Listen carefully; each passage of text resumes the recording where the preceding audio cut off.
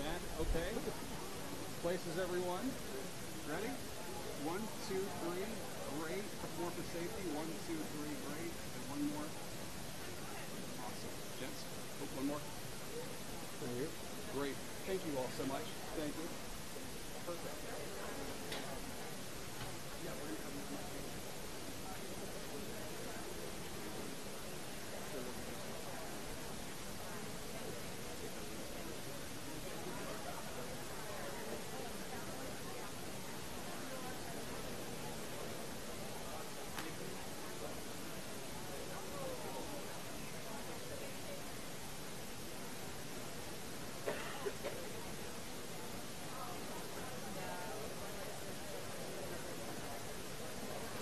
Pre-meeting thing is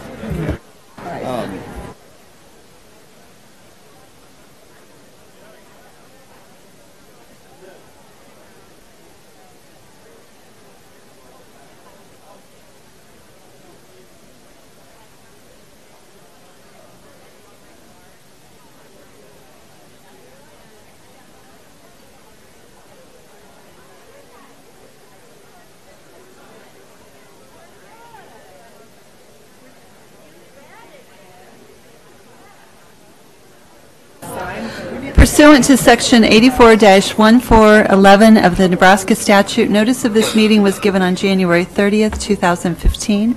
This meeting will convene at 6:40 p.m. and visitors may obtain a request to be heard form from staff for any presentation they may have for the meeting.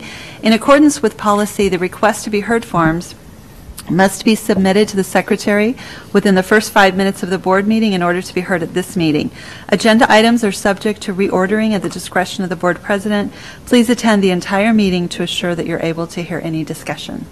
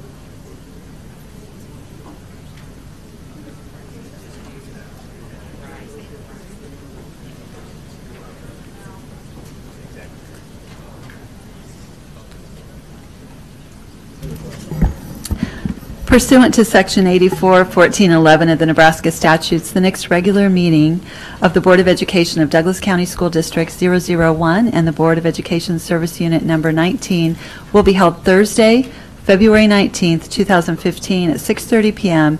in the Board Meeting Room of the Teacher Administrative Center, 3215 Cummings Street. The agenda will be kept current and available for public inspection in the office of the Secretary of the Board of Education at the Administrative Building during regular working hours. Pursuant to Section 84-1412 of the Nebraska statutes, the public is hereby informed the current copy of the Nebraska Open Meetings Act is posted in the Board Meeting Room on the north wall.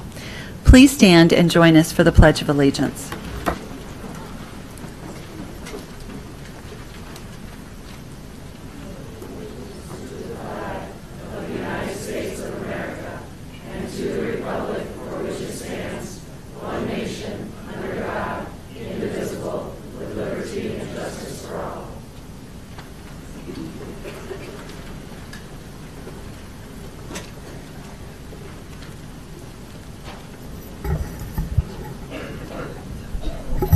Fourth grade students will be taking the Nebraska State Writing Assessment.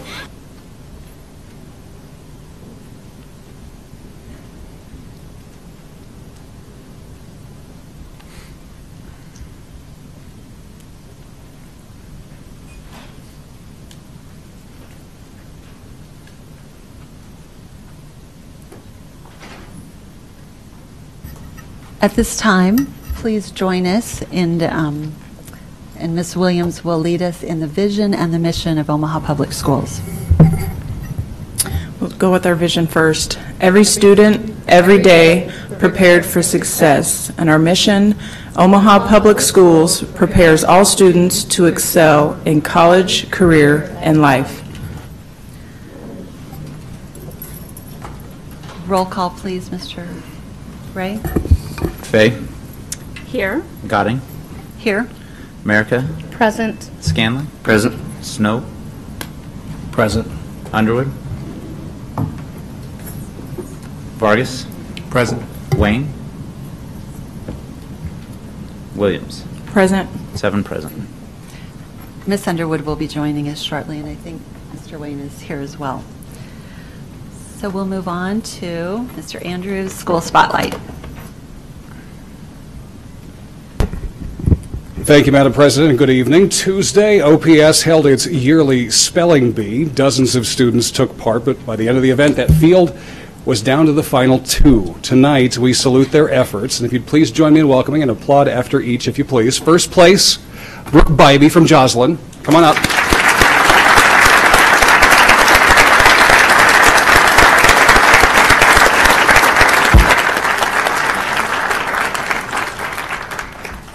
And also, please welcome Emiliano Altazar from Davis. Come on up.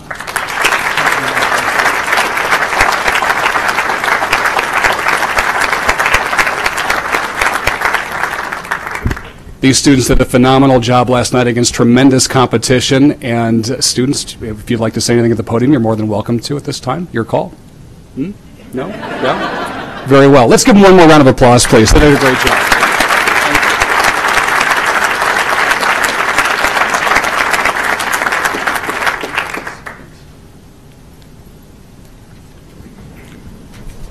And we're pleased to have 2 school spotlights tonight. Kellam is also in the spotlight. Recently, it held a pep rally that featured students encouraging their classmates as they prepared for state testing.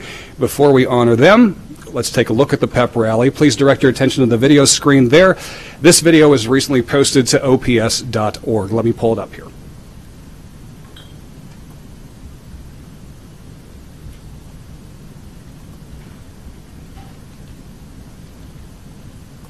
Grade students will be taking the Nebraska State Writing Assessment this Tuesday and Wednesday. And as a school, we really wanted to recognize their efforts and how hard they've worked and acknowledge them in a school-wide pre-K through 6 pep rally.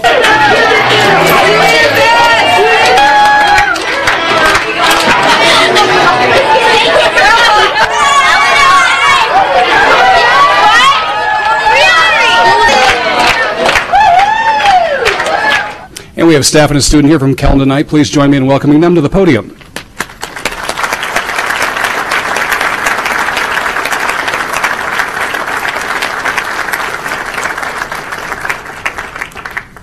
Well, good evening. Thank you for allowing us to share about our writing efforts at Kellum Elementary. We're very proud to do that tonight. Just a little background. Last year, and with our 4th grade state writing test, we had a little dip, about 4 percentage points. And even though that's not statistically significant, it was significant enough for our staff.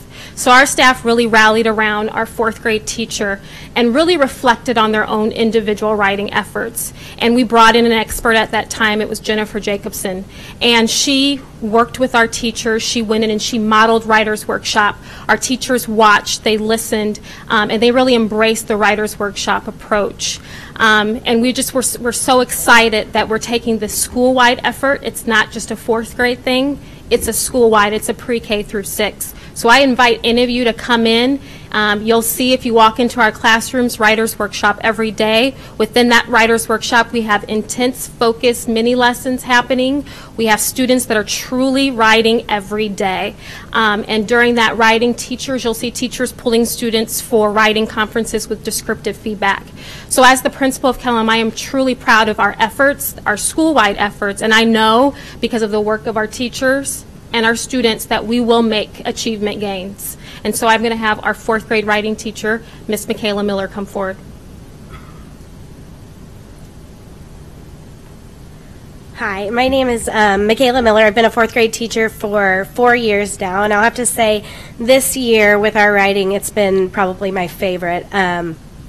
It's been our best year just for me as a teacher and for our students, absolutely. And so after coming back from last year's writing results, we knew that if we wanted to see a huge impact on school student writing achievement, it's going to have to be a school-wide effort. And it's going to have to start before 4th grade.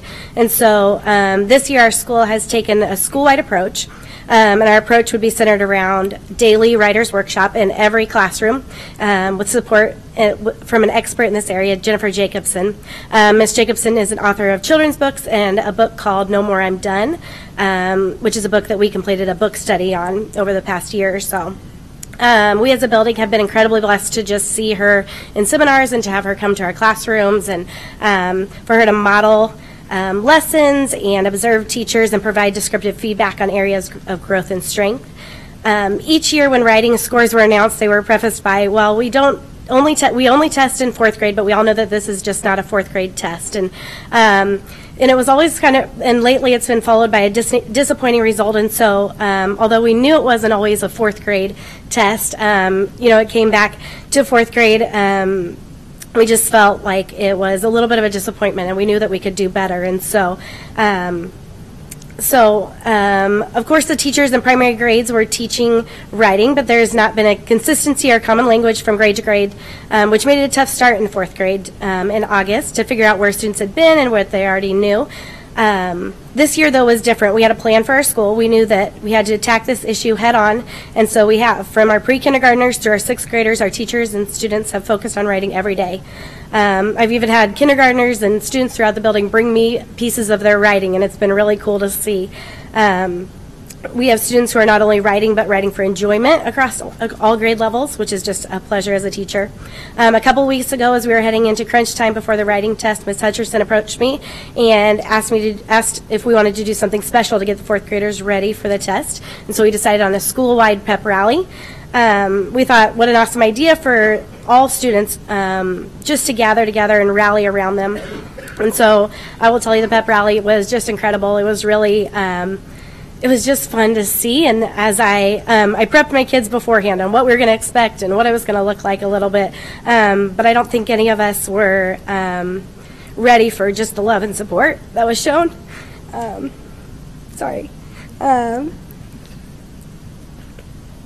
I led my students through the hallways of our school, I just couldn't help but be overwhelmed. It was just incredible, and I kept looking at my kids, and all of them just total shock. And so it was just really cool experience for them. When we came back in the room, and of course they couldn't stop talking about it, but it was just really cool, and they were just so excited to write and to know that the entire school was backing them. And so we brought one of our writers today to share just her feelings about the day of the pep rally. The pep rally. Let's go. It's time for the pep rally, said Miss Williams. We lined up. I put a smile on my face. We all walked behind Miss Miller's students. Hi, said the little kids as we walked by. Suddenly a hand came out. My brother Musa gave me a poster. Give it your best, I read. We walked a little faster. I had to catch up. I waved at my brother. He waved back. Next we went to the little kids section. They yelled and screamed. Miss Virgilito's kids waved. My class waved back. We went backwards and went to our door. We walked to our seats. We had been tired of walking. I gave myself a thumbs up to do good on the NISA writing test. We lined up and went outside. We gave our high fives when I got onto the car. We said hi and drove to our house. I'll never forget the time I went to the pep rally.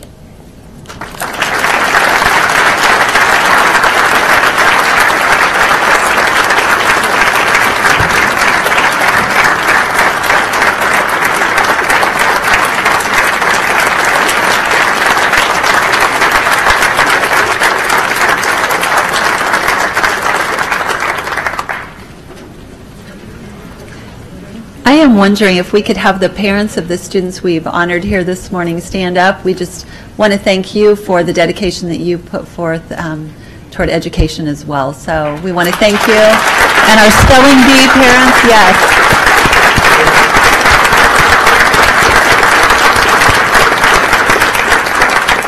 Thank you so much. And thank you to that wonderful spotlight. That was great. We're going to move on to board and superintendent communications, so we'll go with the superintendent first. Thank you, Madam President. Before I start with several updates I wanted to share with the public and the board, I would like to ask for a brief moment of silence. One of our district leaders, Sharif Lalarue, we unfortunately had a tragic car accident. His son did and passed away recently, and so if everyone could join in with me with a moment of thought and prayer. Thank you.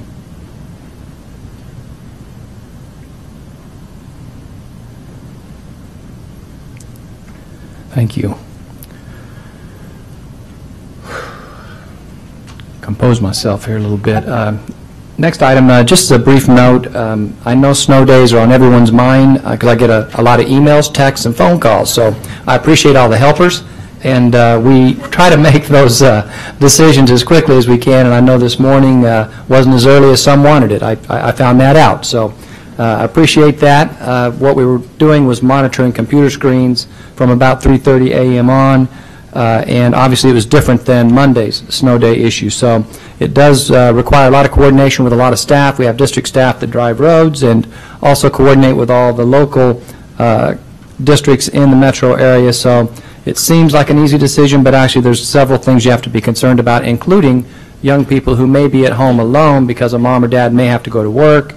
And so it's not as simplistic as some have shared with me that it is. So there's quite a few other factors to it. So thank you for your patience on that, and I appreciate that. A couple other items I put at the board table. Buffett Early Childhood Institute, we're expanding 4 sites in this district, and I wanted you to see some of the details for this. Because of the learning community, we're going to have young people not only enjoying quality early childhood because of the Buffett Early Childhood Center, but we're also going to have young people who have, actually it's birth to 8 coordination at 4 of our schools this year, and that's in addition to, as we all know, we've got 2 EduCare sites that are being built, one at Skinner Elementary and one at Gateway Elementary. So our young people are moving forward with great opportunities thanks to our community and thanks to folks that understand the value of early childhood, and the research is abundantly clear on that. So I wanted to make that point, and I wanted to thank the foundation groups and the learning community for the support of that, support that's really going to be a game changer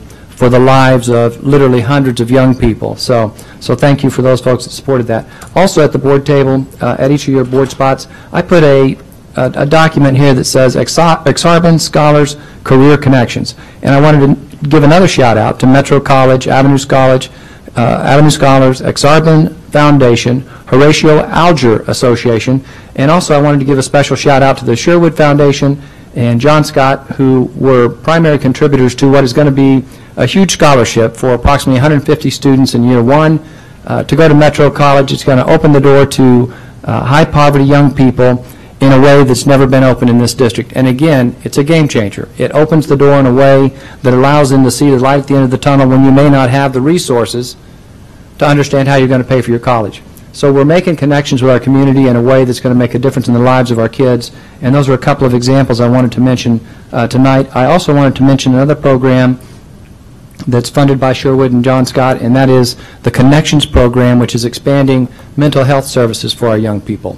One of the challenges that our teachers, and I see a lot of them here with us tonight, and also our administrators have suggested is that it's not just behavioral issues at school, but sometimes it's mental health issues that have become a bigger challenge across America, not just in Omaha, but across America. So we've got a community that's stepping up to support some of those activities, and I wanted the community to know we appreciate it and that our teachers and our principals really value the kinds of supports we've been able to build. So thank you for that opportunity to share, Madam President. Great. I'm just going to share a couple things. First of all, I just want to remind everybody in the audience to silence your cell phones, and for those at the board table to be in compliance with Open Meetings Act to not use your cell phones, email, or internet during the meeting. I'm going to share just a few dates. I know last time we talked about grade level configuration, so those meeting dates have been set up, and it's my understanding Mr. Andrews and Mr. Ray are going to get that communicated out. But the dates are February 10th at South High School, February 12th at North High School, and February 17th at Burke High School. So February 10th South, February 12th at North, February 17th at Burke. So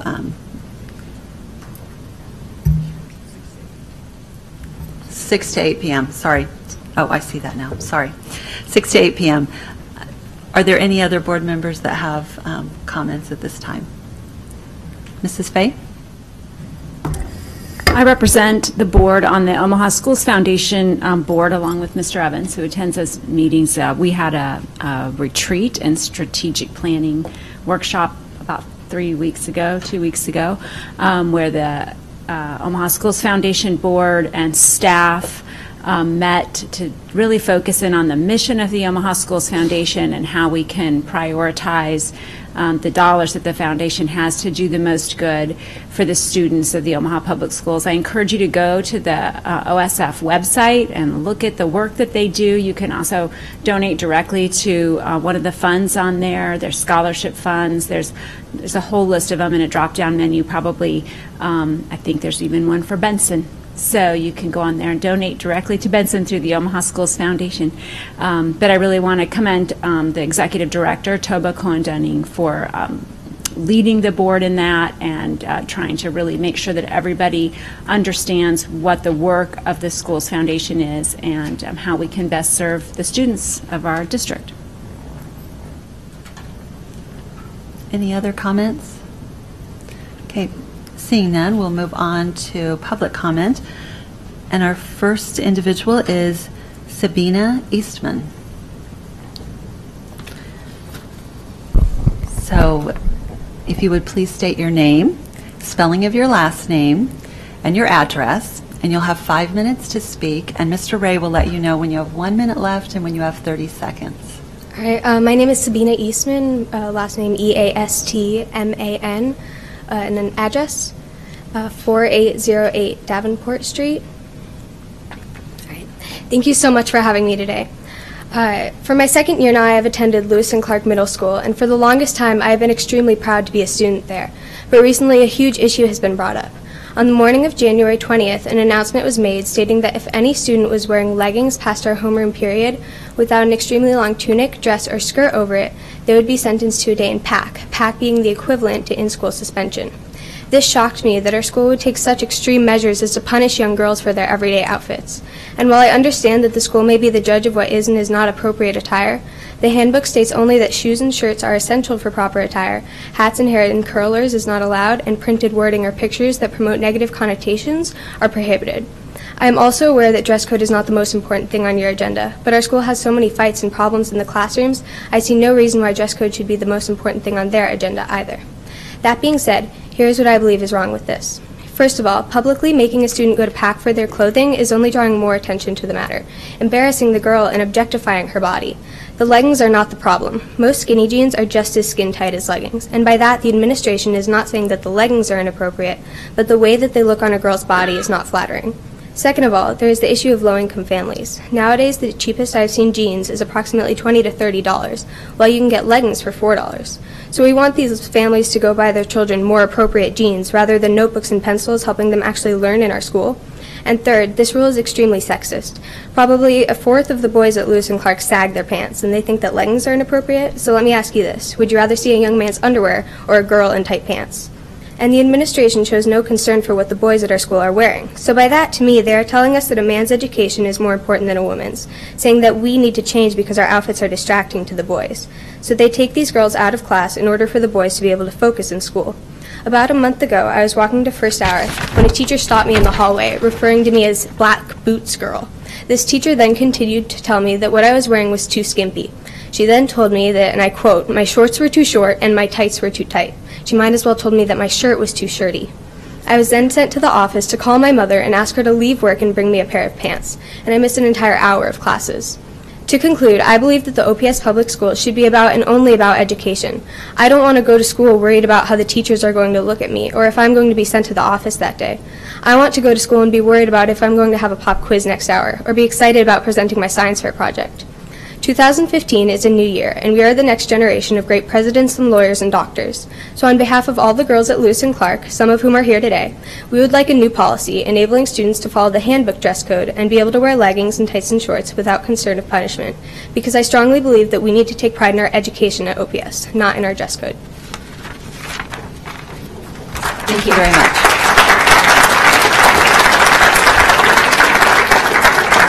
Thank you, Mr. Ray. Would you follow up with Ms. Eastman? Thank you. Thanks. Our next speaker is Monica Nguyen.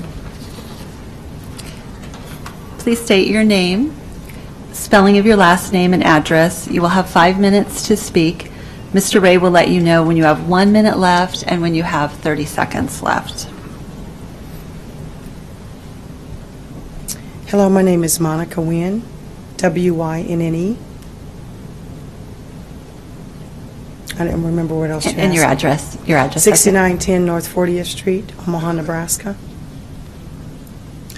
I am a teacher in the Omaha Public Schools, and I have been for 20 years. Today I just wanted to speak to the board to really consider the contract negotiations in an in-depth way. I just want to remind you, when negotiations occur, that they are gives and takes. And a lot of teachers and administrators worked really hard for the contract that's in place right now. And the proposal right now is for over 40 items of 53 items suggested as takes. So I'm just here, and the OEA is here, represented in lots of red today, just to remind you that negotiations are give and take. Thank you. Thank you. Mr. Ray, do we have any other comment sheets? No, we don't. Okay. So with that, we'll move on to the consent agenda, and I will entertain a motion to approve the consent agenda before us. Just let her. So moved. Motion by Ms. Williams. Is there a second? Second. Second by Ms. Merica. Are there any abstentions? Mr. Snow? It's not an abstention, but I'll be voting no on I-8 on the consent agenda, the ASRO program agreement. There's a point of order, Madam President. If there is a no vote on a consent agenda item, it needs to be pulled off of consent. So it's either in it, so are you wanting it to be pulled off or abstaining? I'll be abstaining. Okay. I will also be abstaining from I-8. So we have 2 abstentions on item I-8. Any other abstentions? Seeing none, roll call, please. Fay. Aye. Gadding. Aye. America. Aye. Scanlon. Aye. Snow. Aye. Vargas. Aye. Wayne. Aye. Williams. Aye. 8 aye. Motion carries with abstentions for Mr. Wayne and Mr. Snow on item I-8. We will move on to information items. The first item is J1A, Benson Career Academy Plan.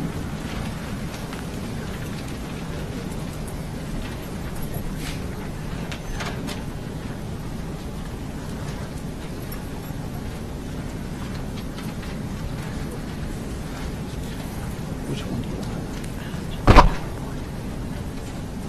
Essentially. I think that's the task force document. Yeah, that's the document.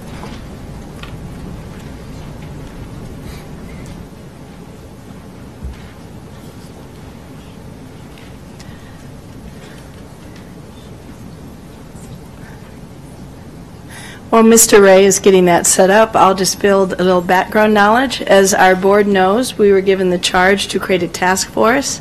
In his absence, I'd like to compliment Ken Spellman, who worked with Mrs. Harkins, developed that task force, and we were able to bring in Erica Volker, Director of Partnerships for Innovation, to help facilitate, as well as Susan Katzman, National Career Academy consultant, and then the lead on this, of course, was Mrs. Harkins and the community.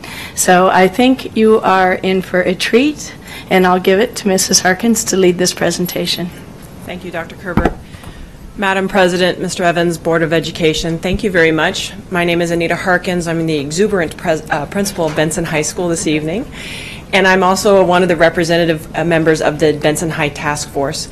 Thank you very much for your time this evening. I hope that you find this presentation both informational and exciting.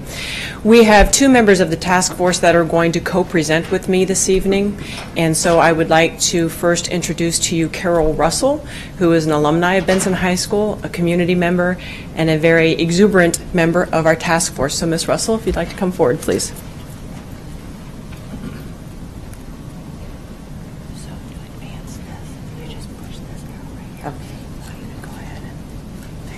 Okay. Thank you. Thank you very much. On the board over there, the screen, it shows the task force, who is on it. And I want to tell you, everyone was so terribly enthusiastic, the alumni, the stakeholders in the community, the business community. And I want to state in particular, the teachers and the staff from Benson were so enthusiastic and anxious to move this forward, this plan forward. And so, you know, it shows all of those. I also want to thank Erica Volker for her leading. She was a great facilitator of the group. The meeting topics, historical, I graduated from Benson in 1966. There were over 700 seniors at that time. We were a very large school. Burke hadn't opened as a high school yet, and Northwest hadn't even been built. So we had a lot coming from West and Northwest. And it was kind of a heyday. If you look at the Benson alumni list, we have quite a few people in the community that you would recognize their names. And we started talking about career academies, dual credit, dual enrollment.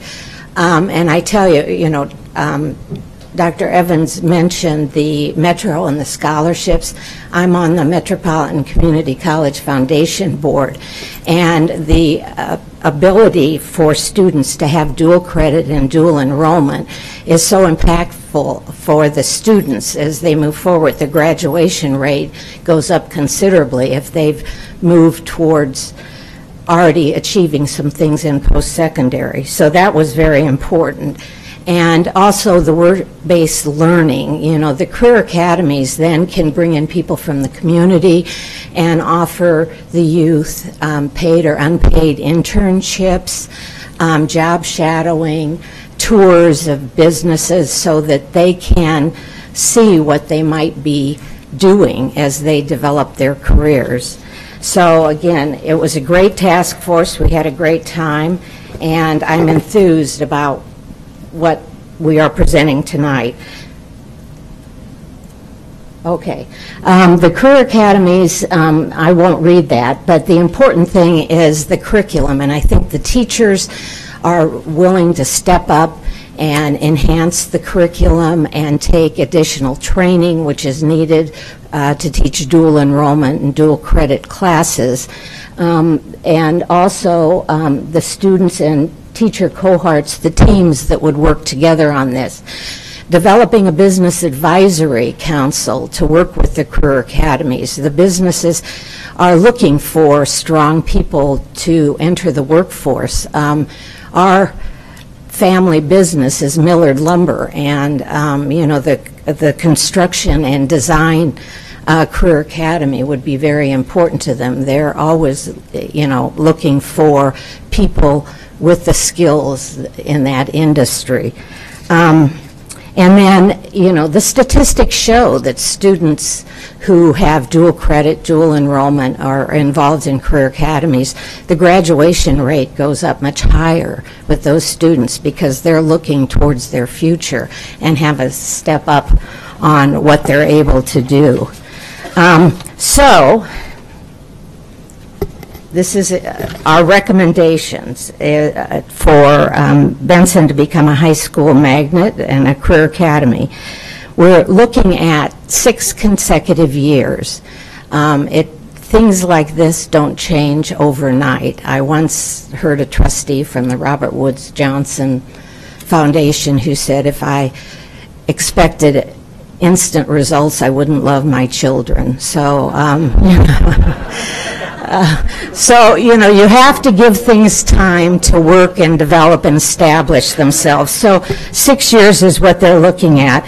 And support the creativity and the flexibility and the personnel, teachers who might look outside the box to work with the students in these career academies. And again, innovate, you know, innovation is very important, you know, maybe having some sort of entrepreneurial aspect to this. I think the teachers are very excited about this. We're looking at funding. You know, this is going to cost, and so we're hoping the school district will step up and look at the costs involved in this and support the program. And I think once it gets going, and with business advisory councils and things, I think we could possibly see some private funding from the community. But to get it going, I think, you know, we need the support of the Omaha Public School District. It allows for smaller student-to-teacher ratio. And we're looking at going into the middle schools. You need to market this to the middle schools, even, you know, 6th grade. I'm a goal buddy at Fountainelle School, and, you know, you need to start setting those goals early. And you need to market what Benson will have, and especially in middle school, because that's when they're making their choices as to what high school they will attend.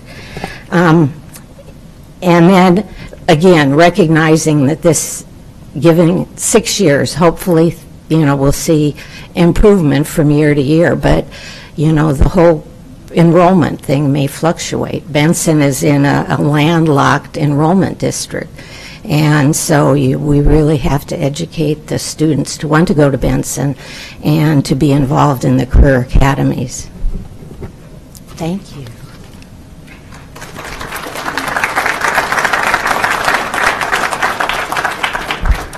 Thank you, Mrs. Russell. To continue with what Ms. Russell had presented to you, so a lot of conversation with the task force settled around what do the academies look like. And after 3 months of arduous conversation and intellectual stimulation, we came up with the following recommendations, and they are up on the screen to your, or around to my left and over your backs. 4 academies. It starts with the freshman year, and this is an academy that we currently are piloting at Benson High School and seeing great success with, not only with attendance rates, but reduction in disciplinary actions and increase in credit accrual and also passing grades. Our freshman academies are what we call a horizontal cohort. What that means is freshman students coming in will be separated randomly into 2 different teams, marking our school colors, green and white, and those students will have a cohort of 3 teachers that they will see consistently, and that consists of their English teacher, social studies teacher, and a foundations teacher, which at the freshman level is called Goals and Pathways to Success, which is a year-long course in which they really figure out what it is they want to do in their future, taking many different types of interest inventories, career inventories, and making those decisions that will help fuel their decision their sophomore year. At the end of their freshman year, those students, when it comes to registration time, will make a decision as to one of 3 academies that they will choose. The concept of wall-to-wall encompasses the idea that every child is included in this academy. No child will be left out. Everyone will be expected to be participant in the academies, and the task force truly believes that the academy curricular areas that they chose are broad enough to encompass many different individual ideas and talents and scopes of the students, and yet specified enough that we give them a true identity as to what it means to be in that type of occupation. And please know that the task force conversations really valued themselves around the idea of the statistics coming out of the Department of Labor and the Chamber of Commerce as far as projecting 10 and 20 years beyond now as far as high wage, high demand jobs. And so we truly feel that the 3 academies that we focused on really do attend to those issues. The first academy, which is called Health Professions, will focus on just that. Professions that are dealt with in the health area, specifically in the therapies, occupational therapy, respiratory therapy, athletic training, so forth. That cohort is a vertical cohort. So what will happen is once students choose at the end of their freshman year an academy to go into, they will stay in that academy if they choose their sophomore, junior, and senior level. We will have a cohort of teachers that will teach just those students in that academy based around their English, social studies, and foundations class for them. Now, before I go on any further, I really want to state that one of the conversations we had as a task force is what happens if a student comes in there into their freshman year and they say, I want to choose Academy A. Well, by the time they get done with it their sophomore year, they're thinking, you know, I chose that Health Professions and I went and did a few job shadowings and the sight of blood makes me faint. I don't want to have anything to do with this. That's okay. They can switch, and we will have mechanisms and processes in place to address that and make sure that they do not lose any credits for graduation requirements and yet fulfill the need and want that they have to choose a different occupational area to explore. Another one of the academies that we were looking at is business and entrepreneurship. Again, this academy is a vertical alignment, which will cover their sophomore through their senior year, with a cohort of teachers from their freshman or from their English, social studies, and foundations class. However, the task force truly believes in a homogeneous vertical alignment, which means rather than just focus on 3 areas in which those students will have a cohort team of teachers, much like middle school, why not add math and science so that you have all of your core teachers working together for every student in that academy. So to achieve that would mean that we would have to have the staffing available to do that homogeneous cohort vertically sophomore through senior year. And then the last academy is construction and design. Again, another vertical cohort for teachers starting out with their English, social studies, and their foundations class, but then also adding in the math and science teachers. So to give you more specificity into those academies, starting with the health professions, each one of our academies, as we have prescribed them, are modeled after national models that have won a lot of accolades for how they have rescheduled and redesigned their academies, specifically speaking of the Nashville Public School District, which has won multiple national awards for their academies and the progress and the success that they've seen with their students in those academies. To do that, there are several tenets that are necessary to have a state-of-the-art and a nationally recognized modeled academy, which we believe we can achieve at Benson High School, which will be the first in the state of Nebraska and could be a model for urban school districts across this country. To do so, you have to design an academy that adheres to the requirements for the state and also for Rule 47 and also the National Career Coalition standards of regulation for the career academies, which include the cohorting of classes so that you have the homogeneity of teachers working with students.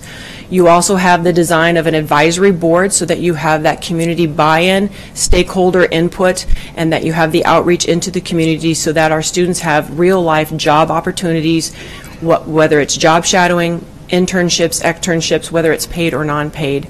And then the other piece of that is dual enrollment. And so we were very proud to really think of different avenues in which our students would be able to adhere to all of those tenets for a model career academy structure. So as you see on the overhead, and I also have provided each of you a packet from Benson High School that has a printed piece of the presentation, as well as the task force full document with the written findings for you. But what we would like to propose is that at Benson High School, our students would do foundation coursework. Those classes which are shown could include Introduction to Health Sciences, Medical Terminology, Anatomy and Physiology. Once the students finish that their sophomore year, they have 3 options in which to choose to explore different avenues in that health professions. They can choose to stay at Benson High School and further their education in health professions by taking courses that we are yet to develop, which include clinical nutrition, disease processes, medical law and ethics, and exercise science.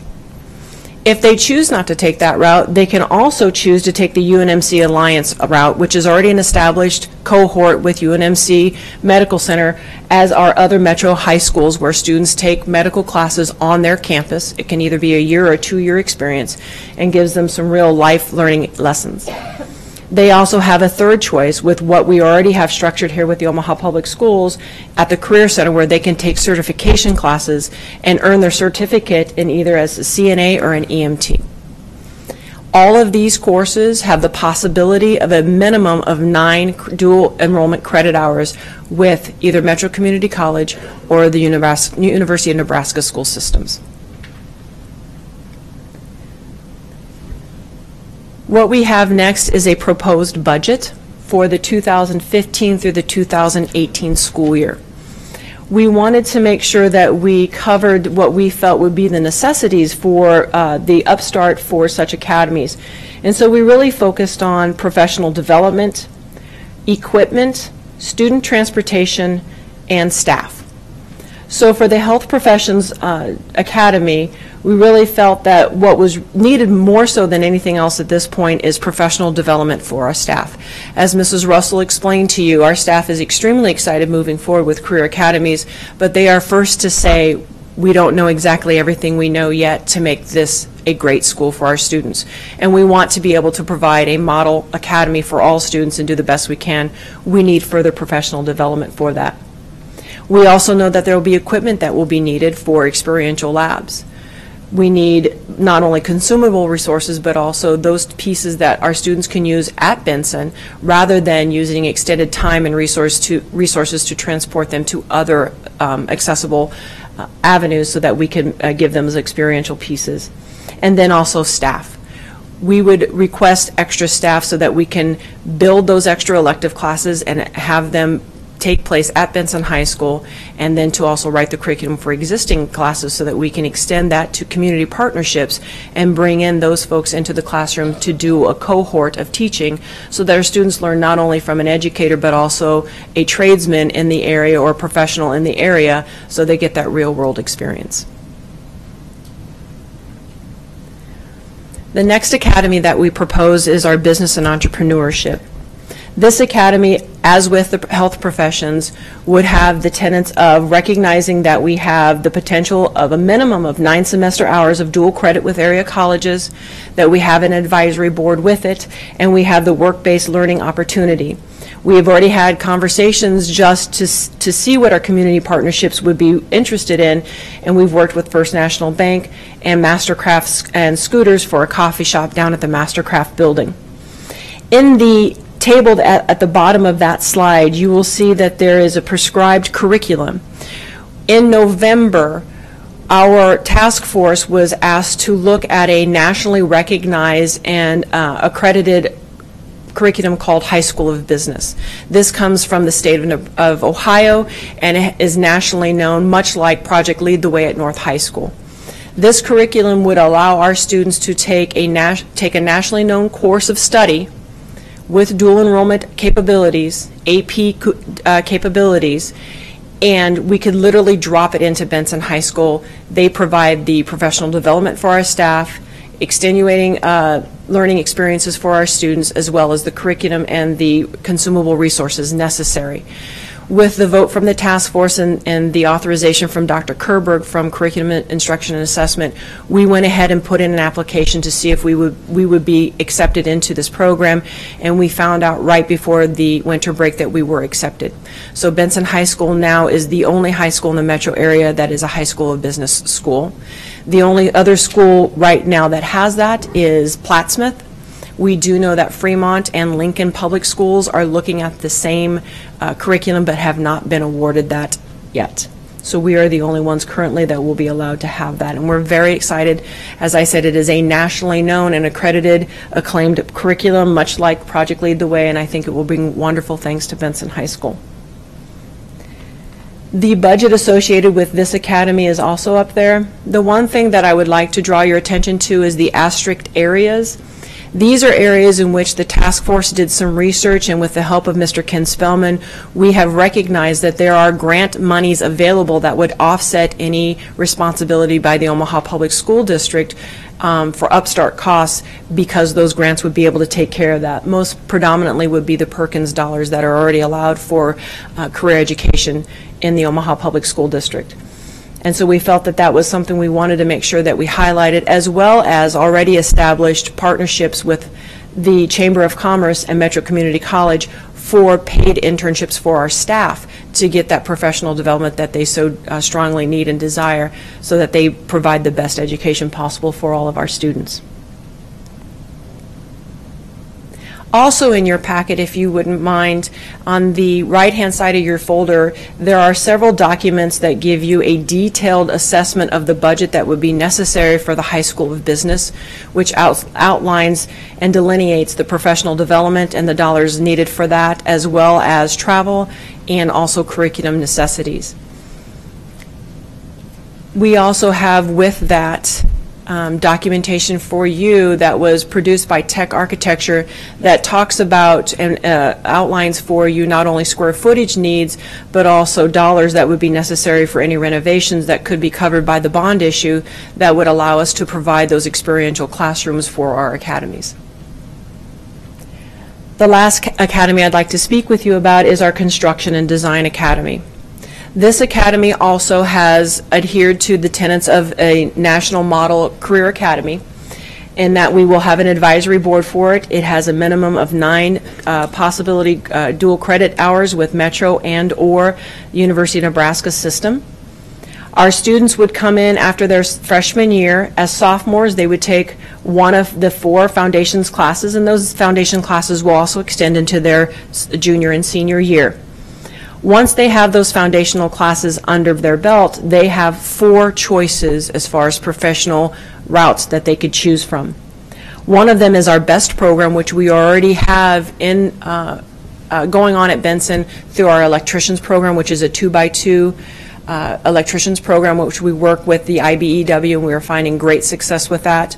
We have over 30 students enrolled in that, and we had multiple students on work sites last year, making a lot of money with some great benefits and great experiential pieces, and we're finding great success with that, so we definitely want to see that to continue. Another avenue we have is construction management, which would be a new piece to Benson High School. Again, staffing would be required for that, as well as curriculum development. That would be for students who are interested in construction, but also the management piece of that. So they would not only get the idea of function and form of construction, but they would also have the management piece of that dovetailed in.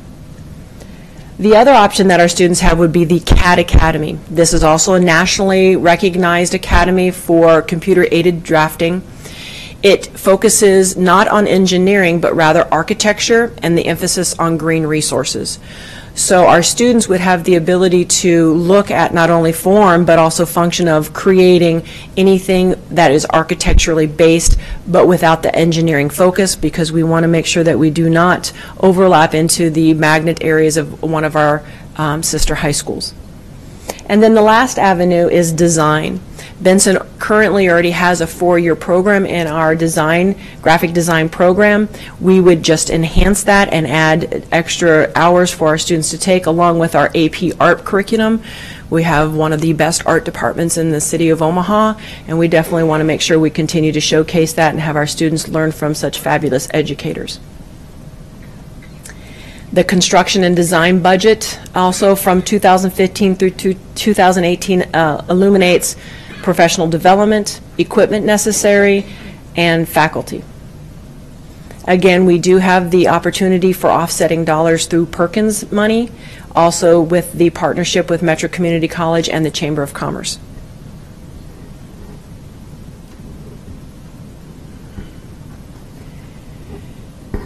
Besides the necessity for running the academies themselves, we have overall general administrative costs that are associated with creating a career academy. And that involves the leadership team at Benson High School, as well as core staffing that would be necessary for those vertical alignment. As we stated, the task force felt very strongly that at a minimum we would need a cohort of the English, Social Studies, and Foundations teachers, but to give the best possible academy structure for our students and experience with a well-rounded education from the academy, we truly believe that we need to have a science and math expert on those teams to help with those areas from our teachers. And so the General Career Academy budget reflects not only the administrative pieces of running the academies with professional development and with other necessary consumable pieces, but also the funding of core faculty so that we can have that homogeneity with the cohorting of our teachers vertically sophomore through senior year. The final slide that I have there also just gives a summary of the total dollars requested for each academy with a grand total. We do know that some of this, if not a large portion of this, can be offset by grants and community partnerships, targeted funding through private donations, and we recognize that we will be looking for those also with the authorization from the school board and the district, but we wanted to make sure that we were totally transparent with you with our requests and what we saw as the budgetary requirements to again make a state-of-the-art model career academy with the Omaha Public Schools that we truly feel will be a model not only for the state but for the nation for urban education. I would also like to highlight in your packet some other documentation that I provided for you. I wanted you to know that along with our task force meeting for the last 4 months, our staff has been working very diligently on what it would look at Benson High School if we really did go to a career academy. And so I have documentation for you in your packets that reflect their work. It reflects a proposed structure of what each academy would look like as far as administrative pieces.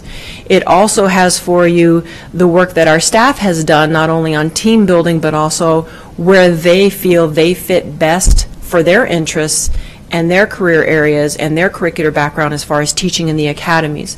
And so you also have their, our preliminary findings with our staff as to if we were to go to career academies wall to wall where they are dedicating their hours and their education curricularly to work with our students. You also have in your packet 2 promotional pieces. One of the first things that came out of our task force was the concept of marketing the career academies, and one of the first pieces that my magnet coordinator Matt Wickman really delved into was revamping and emphasizing Benson High School this year. And so what you have in there is a postcard that was sent to all of our home attendance area students to get them interested in our open house that we held on January 11th, and then also the promotional brochure that we gave to our parents who came to the open house to let them know what was going on at Benson, why there is no place like Benson, and where we were looking to go in the future to enhance what we already do for students and for our community. To conclude our presentation, I would like to call to the podium Shelley Keel, who is a vibrant member of the Benson community and a member of the Benson Improvement District, and she would like to share a few words with you. Hi, I'm Shelley Keel, K-I-E-L. I live at 319 South 53rd Street, and I just want to say wow. That was pretty amazing. And I'd also like to ask all the folks who are here tonight in support of this to stand up.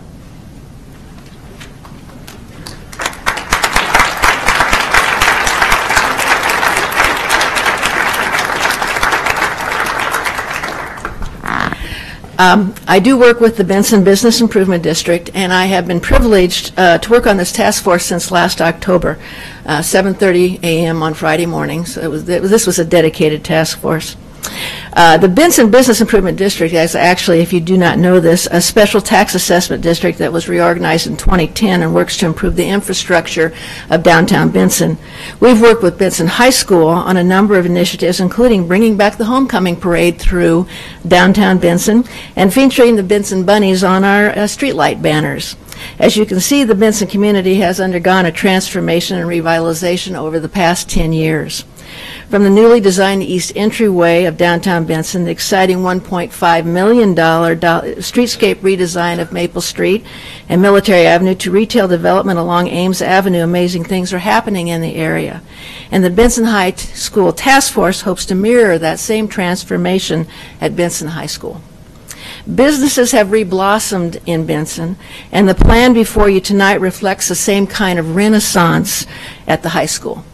It echoes the vitality and resilience of the community and school and represents the best of a public-private partnership with input from individuals, neighborhood groups, business leaders, and educators. One value that defines all participation in this work is a shared vision for Benson High School to become a national model for urban education.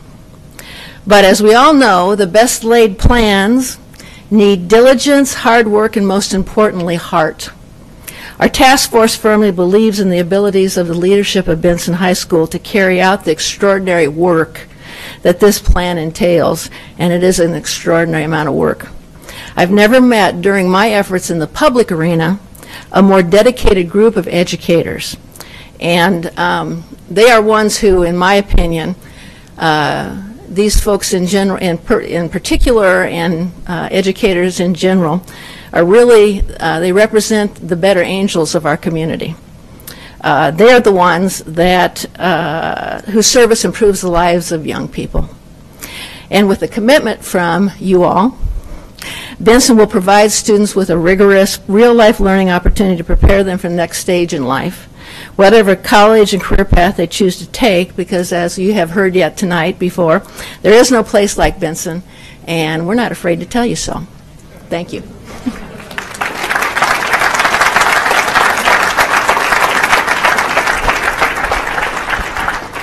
Once again, I'd like to thank the board for your time this evening. We would truly appreciate it, and I would be remiss if I did not publicly acknowledge and thank all the diligence and dedicated work of the task force. These were folks from many walks of life who gave up their time and energy to work on what was best for Benson, because they truly believe in the bunnies. And I also have to publicly thank the staff and students and parents at Benson High School. They are what makes Benson the best place to be in Omaha. I truly believe that. And as we talked about in our staff meeting yesterday, we all bleed green. So thank you very much.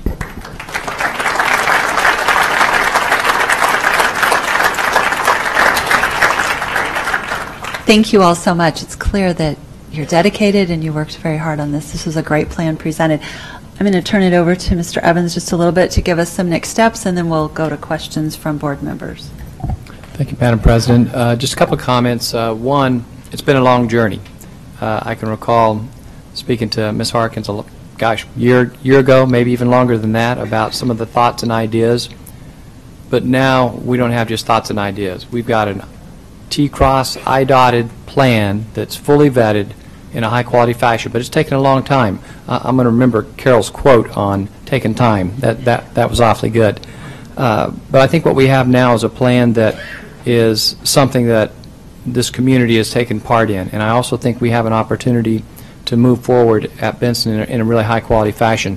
We don't have it listed as an action item tonight, Madam Chair, or Madam President, but I do plan to bring it back after they finish. I believe they still have at least one more meeting with the Empowerment Network, as I recall, and so they may have, I doubt there's going to be major modifications, but you may have some slight variations that you want to bring back to the board, but we'd like to bring it back in the future for board approval since obviously this has been a labor of love for a lot of people. So I want to thank everyone again who's been involved, including our vice chair who also served on the task force and I know attended many meetings too. So we plan to bring it back for an action item in the near future. Thank you. Great. Any questions from board members or comments? Mrs. Fay? Well, first of all, thank you for all of this hard work. I'm really glad to see it come to this, and what a great group of people, Carol Russell and Woody Bradford, and that's former Senator Shelley Keel, so really high-quality group of people and teachers and staff. I have a couple of questions. On this slide, task force recommendations, where it talks about proprietary fidelity, could you speak a little bit to maybe what the task force meant by that, using that phrase? Absolutely. One of the things the task force was very strong about with pushing forward is that whatever is decided for Benson High School for career academies, that the Omaha School Board and the leadership maintain the idea that no other high school can replicate it, so that we have time to grow the program and see the success of it. And that's, out of that conversation is where the idea of 6 years was generated through research. Most research will show 3 to 5 years is what you need to give a program to show success. We felt with 6 years we would have a complete cohort of students graduating plus a 2-year window of getting things started. And so they really felt that if we're going to do it right, because the task force very prominently stated that they wanted to be sure that if we did this, we did it right, and we wanted it to be a model for urban education across the district, across the city, across the state and the nation. And to do that would mean that we would need that fidelity of no one else in at least the Omaha Public School District replicating what we were doing. I love that you put that in there. Thank you for putting that in there. There's a lot of pieces that are included in these recommendations from the task force. Creativity and flexibility in internal structure, in course delivery, lower student-teacher ratio, additional staff, that I think are the kind of things that I look for when I'm talking about a really innovative, kind of outside the box thinking for a high school. I think it's exactly what you need. I love that you put the 6-year timeline on it. And so what I would ask of the district as you continue, as you look to develop this and put it into action, is that you work with the staff to put some measurable goals to this so that we can go back and say, you know, are we seeing student achievement gains? Are we seeing gains in enrollment over that 6-year period? Are we seeing some of the things that we're looking for in the strategic plan, greater student-parent engagement? But likewise, I would ask that the task force and the staff hold the district accountable with some goals. Is the district providing the resources and the support that are outlined in this report to do the things that you need to do, so that if we're going to hold this school accountable, that you all are holding the district accountable to provide the tools that you need to do it, so that it's a true partnership in that way. I have a question about the budget and the $1.5 million. Is that just startup costs? Is that just... The $1.5 million reflects the 3-year projected from 2015 to 2018. The majority of that $1.5 million would be startup costs. 80% of that is faculty. Okay. It seems low to me. I don't know. Does it seem? I think the reason it seems a little low is because many of the pieces for these academies are things that we have been piloting for a couple of years. And so, for example, our construction and design academy, a lot of those pieces are already in place. Okay. And so that academy specifically does not have as much budgetary requirement as the other ones. Our freshman academy really has very minimal amount because it's something we've already been embedding in for the last 2 years. The academy that has the largest budgetary requirement would be our health professions, because it's the academy that we've not really looked at in depth. And the reason for that is because we wanted to wait for the task force findings and, of course, then authorization from the school district to move forward before we did that. So once the plan is approved and all of the ducks are in a row, or whatever the phrase is, and you've set those measurable goals, I think, that really watch that, but because if it costs more and we're meeting all our goals and we're hitting all our marks and we're doing all the things that we want to do, but it costs more, I think that's a really good case to make for it needs more money.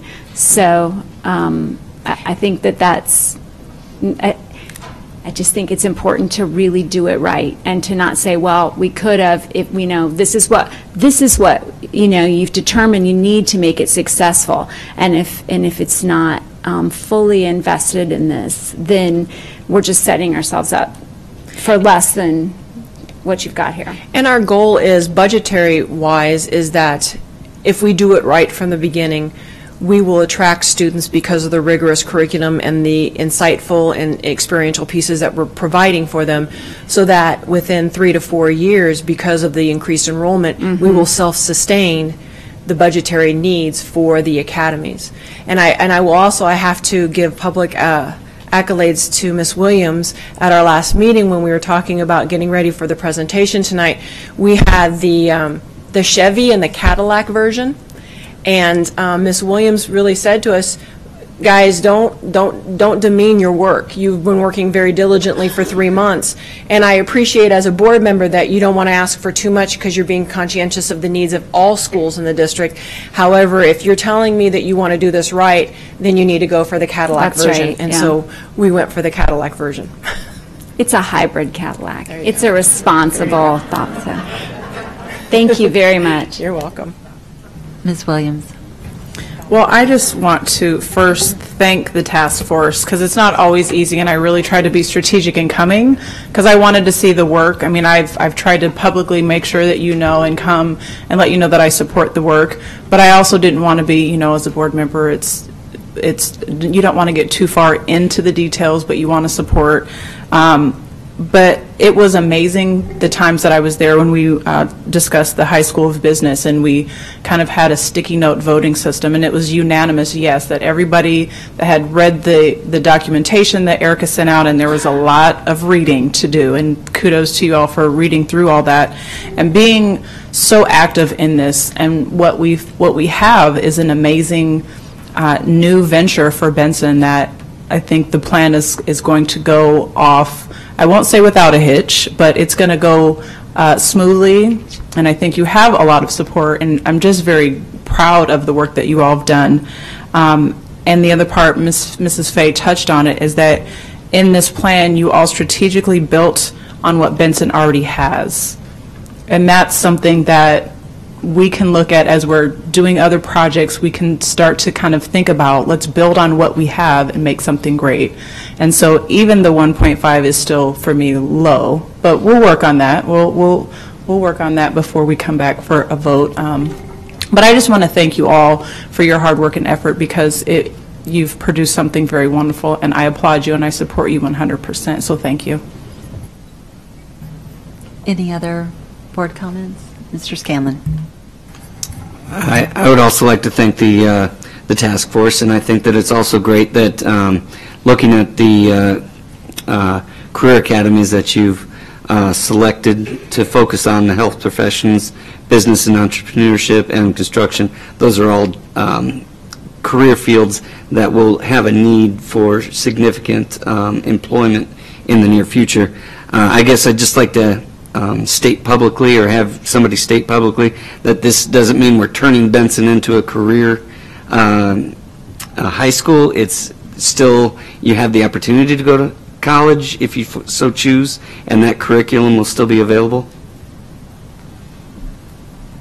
Thank you, Mr. Scanlon. Yes, we are continuing with a comprehensive high school approach. The only thing that we're doing is we're providing guidance and specificity for the choice of electives for students while they're at Benson. They will have the comprehensive piece of the core academic areas, as well as after-school activities and athletics, which is the foundation of a comprehensive high school. But with the career academies, it provides us the ability to guide students in the choices that they make for those elective classes based on interests that they have for possible career aspirations.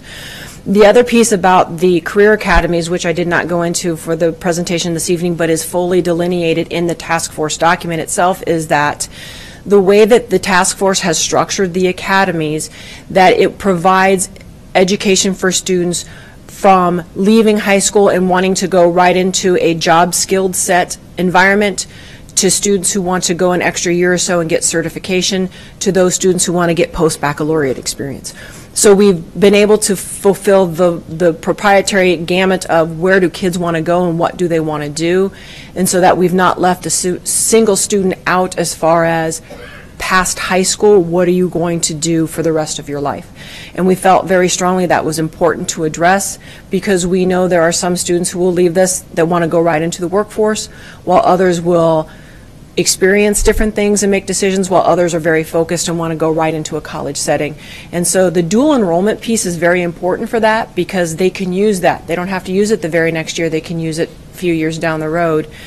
The other piece, too, is our goal, if with full implementation, if we do this right, and if students stay on track for graduation, they will be able to graduate from Benson High School, not only with a high school diploma from the Omaha Public Schools, but with an associate's degree for college. And that's based off of national models from Nashville and St. Louis and Washington, D.C. academy schools. Thank you for expanding upon that. And the other thing that I would encourage, it was mentioned, the middle school recruitment.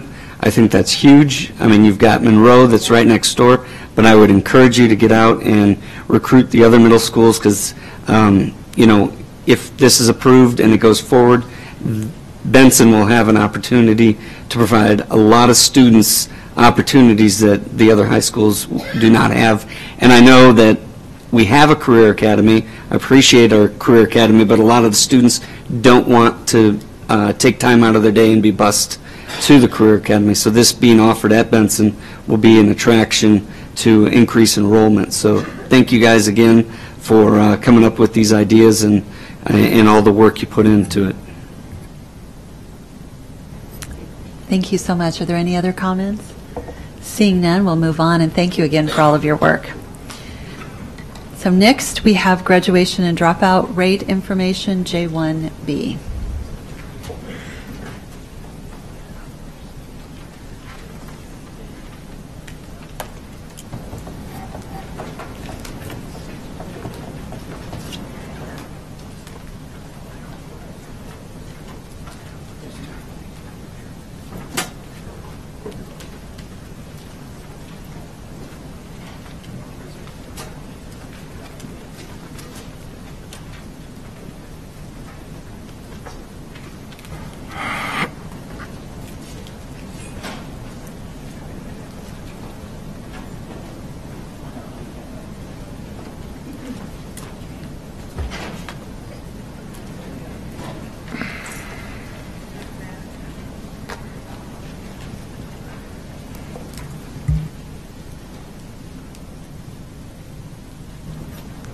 Go ahead, sorry.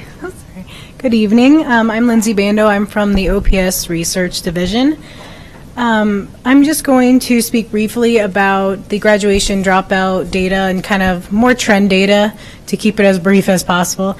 And you should have a kind of packet of the PowerPoint, and then I think there's a couple extra slides in there that provides actual like raw data, but I didn't want to get into that. So we'll just go over briefly the graduation rate formula, the rates and trend data, and the same for dropouts. And then I'll turn it over to our director, Scott Schmidt-Bonney, to just say a couple words about grading, and then we'll open it up for comments or questions. So some key points of this presentation. The district's four-year graduation rate increased by approximately 2.9% this year, and has kind of increased about 2% each year for the past few years. Overall, it's increased 17.2% since 2003. OPS graduation rates are improving. The graduation gap between racial ethnic groups is significantly narrowing. The difference between the highest and lowest group in 2003 was 27.1%, and in 2014 this difference is 6.7%. The same for dropout. The dropout gap has been narrowing as well. The difference in 2003 between the highest and lowest group was 5.7%, and in 2014 this difference was 1%.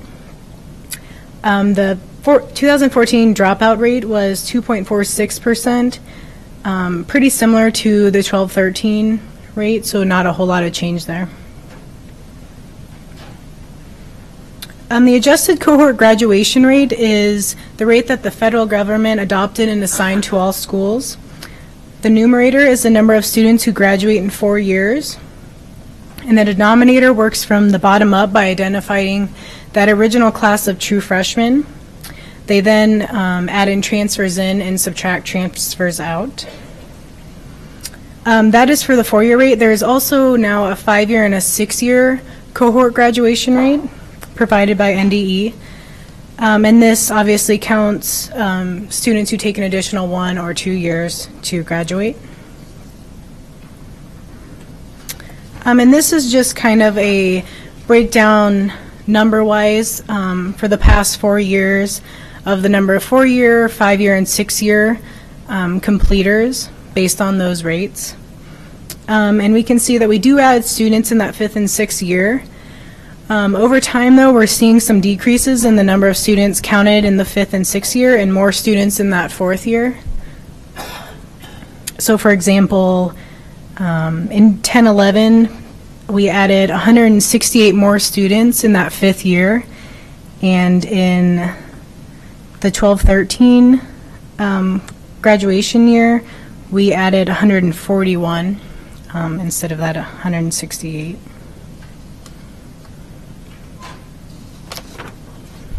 This is just a look at trend data for the 4-year graduation rate.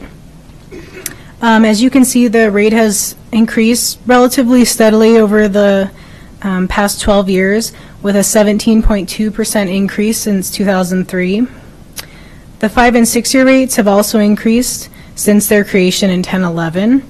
The 5-year is indicated in the red, and the 6-year is in the green. The 5-year increased 4.3% since 10-11, and the 6-year has increased 1.8%.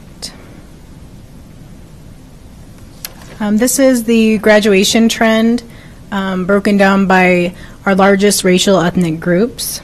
The red is represents white students, the green represents African American students, and the blue represents Hispanic students, and the black is the district overall. As you can see, Caucasian students are graduating at a higher rate than African American and Hispanic students, but African American and Hispanic students are increasing, their rates are increasing at a faster pace than Caucasian students. So those subgroups they started out very far apart in that 2003 and are continually getting closer over the years. In 2003, there was a 27.1% difference between that highest and lowest group, which was white students and Hispanic students were the lowest in 2003. And this number decreases to 6.7% this past year.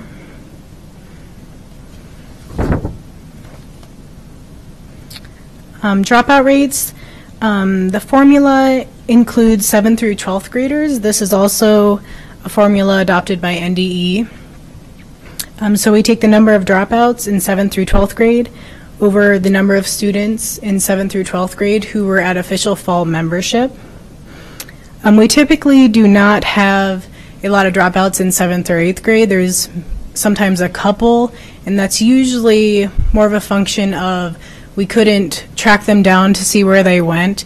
So if you can't track them down to see that they transferred, you have to count them as a dropout. So by dropped out, we mean students who left OPS and did not return by official fall membership of that following year and did not transfer to another school or graduate that staff is aware of. Here you see trend data for the dropout rates. You can see that they're a little more unsteady than graduation rates. In 2003, the dropout rate was 5.2%, and in 2014, it was 2.5%. That's a difference of about 531 students. And again, the dropout rate stayed the same this year as it was in 12-13. Again, I have some trend data by racial ethnic group for dropout rates. You can see, again, as graduation rate, we start out pretty far apart in 2003 and are getting much closer in 2014. And all racial ethnic groups have decreased. Specifically, there's a 2.1% decrease in the dropout rate for white students, a 2.9% decrease for African American students, and a 6.9% decrease for Hispanic students since 2003. This produces a 2.7% decrease in dropout rates for all students in the past 12 years. In 2003, there was a 5.7% difference between groups with the highest and lowest dropout rate, and in 2014, this percent is 1%. And I'll turn it over to Scott Schmidt-Monty for 1 second. Excellent. Good evening. The district is very excited to see these graduation rates increasing and the gap between demographic groups decreasing. However, we are not taking these increases in isolation. We are continuing to scrutinize the data to ensure that our children are truly being prepared for success in their future life. To that end, we've heard the concern of the board and the community at large regarding issues around grading and also students who are not prepared for the rigors of post-secondary education. To that end, we've conducted ongoing analyses. In fact, we requested a file earlier this week from our friends in IMS, and I received that file later today, later this afternoon. And I had a little bit of time to conduct some tentative analyses. To that end, we found that in 13-14 graduates received 29,467 course grades. Of those course grades, approximately 1%, 1.2% to be precise, were passing grades given to students who had failed 75% or greater of their summative course grades. Now, these courses include both those required for graduation, core courses, as well as electives. So I just wanted to mention that, and those analyses are ongoing. Additionally, in the research division and elsewhere, efforts are underway to ensure that our students are prepared for success in post-secondary education. To that end, we have partnered with NDE last year, and that relationship is ongoing relative to their collection of the number of students who are taking entry-level courses at junior colleges and community colleges, those remedial courses that are necessary prior to more exhaustive coursework. So we're obtaining that data and working with them on some of the fine-tuning details of their data collection process. Additionally, we've added items to our graduate follow-up that follows up with both students who graduated recently as well as those who've graduated in the past. So that information will be forthcoming in the future as well. I just wanted to make mention. We'll open it up to your questions. Mr. Snow? Thank you guys for presenting. I just have a couple of questions. If you could go to the slide 7. And just about that spike there in 2010, 2011, is that, I don't know who could answer this, is that spike because we changed the requirements for graduation? Because you see that trend for that next year, they go a little bit higher. So did we change the requirements for graduation? The formula changed, so they went to that cohort formula. Mm-hmm. So I would say that was why. The cohort formula is a little more accurate than their previous. The previous formula, they were trying to calculate their own kind of true freshman cohort. Mm-hmm. So that this is a little bit more accurate way to do that. Okay. And that decrease in 08-09, that was due to NDE would no longer allow districts to count certificates of completion as graduates. But they still don't, correct? Or right, no, we can't anymore. All right. And my follow-up question is just with these trends here. The dropout rate, if you can go to slide 12. So this, do you guys have any, I don't know, you see these spikes, it's like statistically like the spike's going to go up again. Is there a reason for these spikes, or is there something that's changing that you find that you found in curriculum instruction or something for the school? I don't know, like to prevent, because it seems like these spikes are, statistically it seems like if there is another spike, it's not going to be that high, but you see like a spike goes down and it spikes back up. Any reason why? You know, I've talked about the same issue with Terry Norris, who submits the graduation or graduates and dropouts every year to NDE, and all we could really come up with was the district does a good job of trying to get students who left us to come back. I think you can hold them, some students, for so long, and then they end up leaving again. I mean, that could be why we see those unstable spikes. We really don't have a good answer for that, honestly. Okay. And thank you for now starting a process to track kids after they graduate from high school. I think it's vital, especially I think it's in our mission for college, career, and life. And it actually lets us know if we're actually preparing them for success. Thank you. Yeah, currently NDE is working with community colleges to determine who's taken remedial courses. I did get them to send me the raw data, so I'm trying to get the percentages that they got just to make sure I understand the data, so we're still looking into that. And then for the graduate follow-up this year, we're currently calling, and we added a question that asks students who are in school if they're taking remedial courses and if it's in reading and math. And we kind of explain what a remedial course is. And we are getting students that are saying that they're taking those, so we'll be interested to see what we get at the end of the year. Sorry, are there phone calls or are they? Yes. Okay. How many of our graduates actually, I'm sorry, and I'll stop after this. How many of our graduates actually go to Metro Community College or UNO? Do you know? I do know, but I don't know that off the top of my head. I want to say about 30%. It'd be just really interesting if we saw kind of what those trends were in those schools, you know, because not everybody's going to pick up the phone, you know. Right. Yeah, we contact 80% of our graduates every year. Wow. We do a phone survey, and then we've started emailing it to students, and we do get a lot of students who complete it that way now. Okay. Thank you. Mr. Scanlon. The other week I was at Metro Community College actually, or sitting on a board, advisory board, and they were now talking about that what they were kind of changing their curriculum to was not remedial courses, but what they wanted to do was offer a course that would help those students that needed remedial.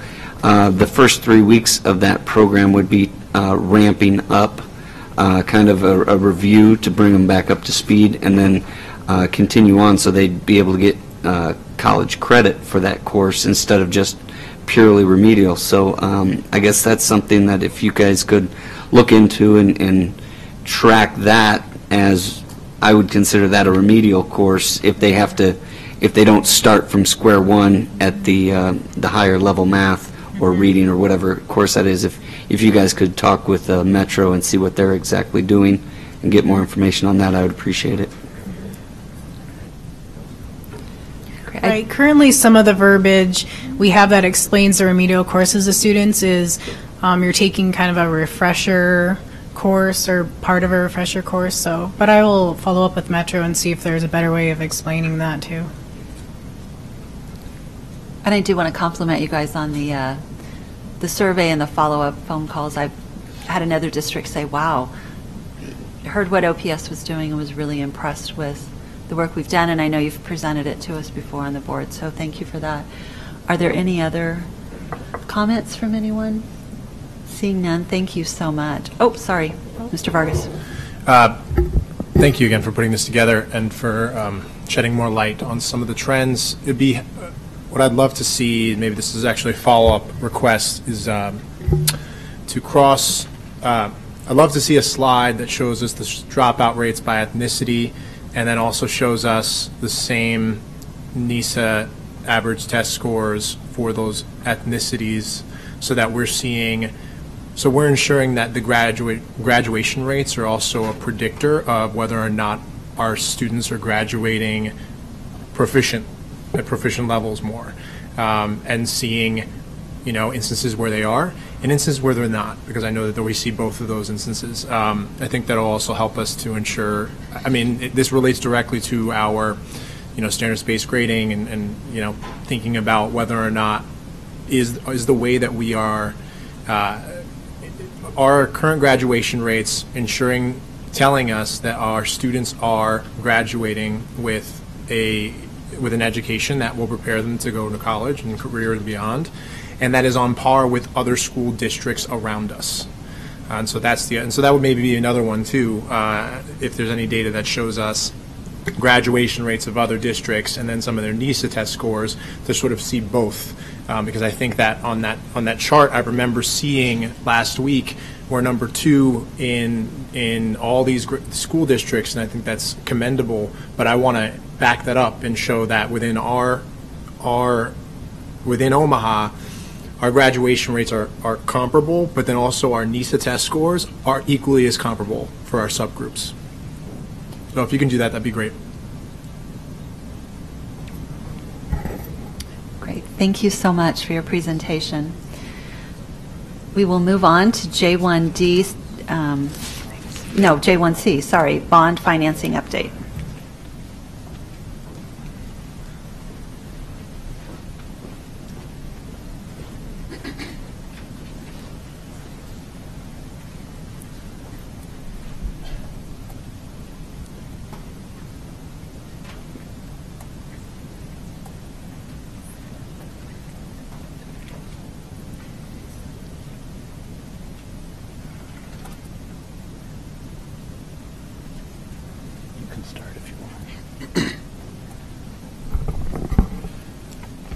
Madam President Guiding, Superintendent Evans, members of the board, we have back today to provide you an update on the bond financing. Mr. Bruce Leffler, our financial advisor from Emeritus Investment Corporation, and we have Parker Chankin, our bond counsel and general counsel from Bear Homes. Gentlemen. It's up here, I guess. If it doesn't blink off on me. I thought we were trying to get it. Anyway, okay. Ladies and gentlemen of the board, again, Bruce Leffler, Emeritus Investment Corp. We wanted to bring an update to the board concerning the recommendation for the upcoming bond sale, the method of sale, and some of the timetables involved we'll be looking at for that particular sale. Following up our meeting of January 5, let me see where we're at here. I'm sorry. Trying to get this to work. It's easier to talk than it is to do. Oh, okay. Here, Parker, you can be the techie. No, if that works. Yeah. Get to the next Full slide. screen. Yeah. It's not going. Anyway, I think you may have had our hand out. But anyway, we'll just go ahead so we can slide through the time. I just have to push. Oh my gosh.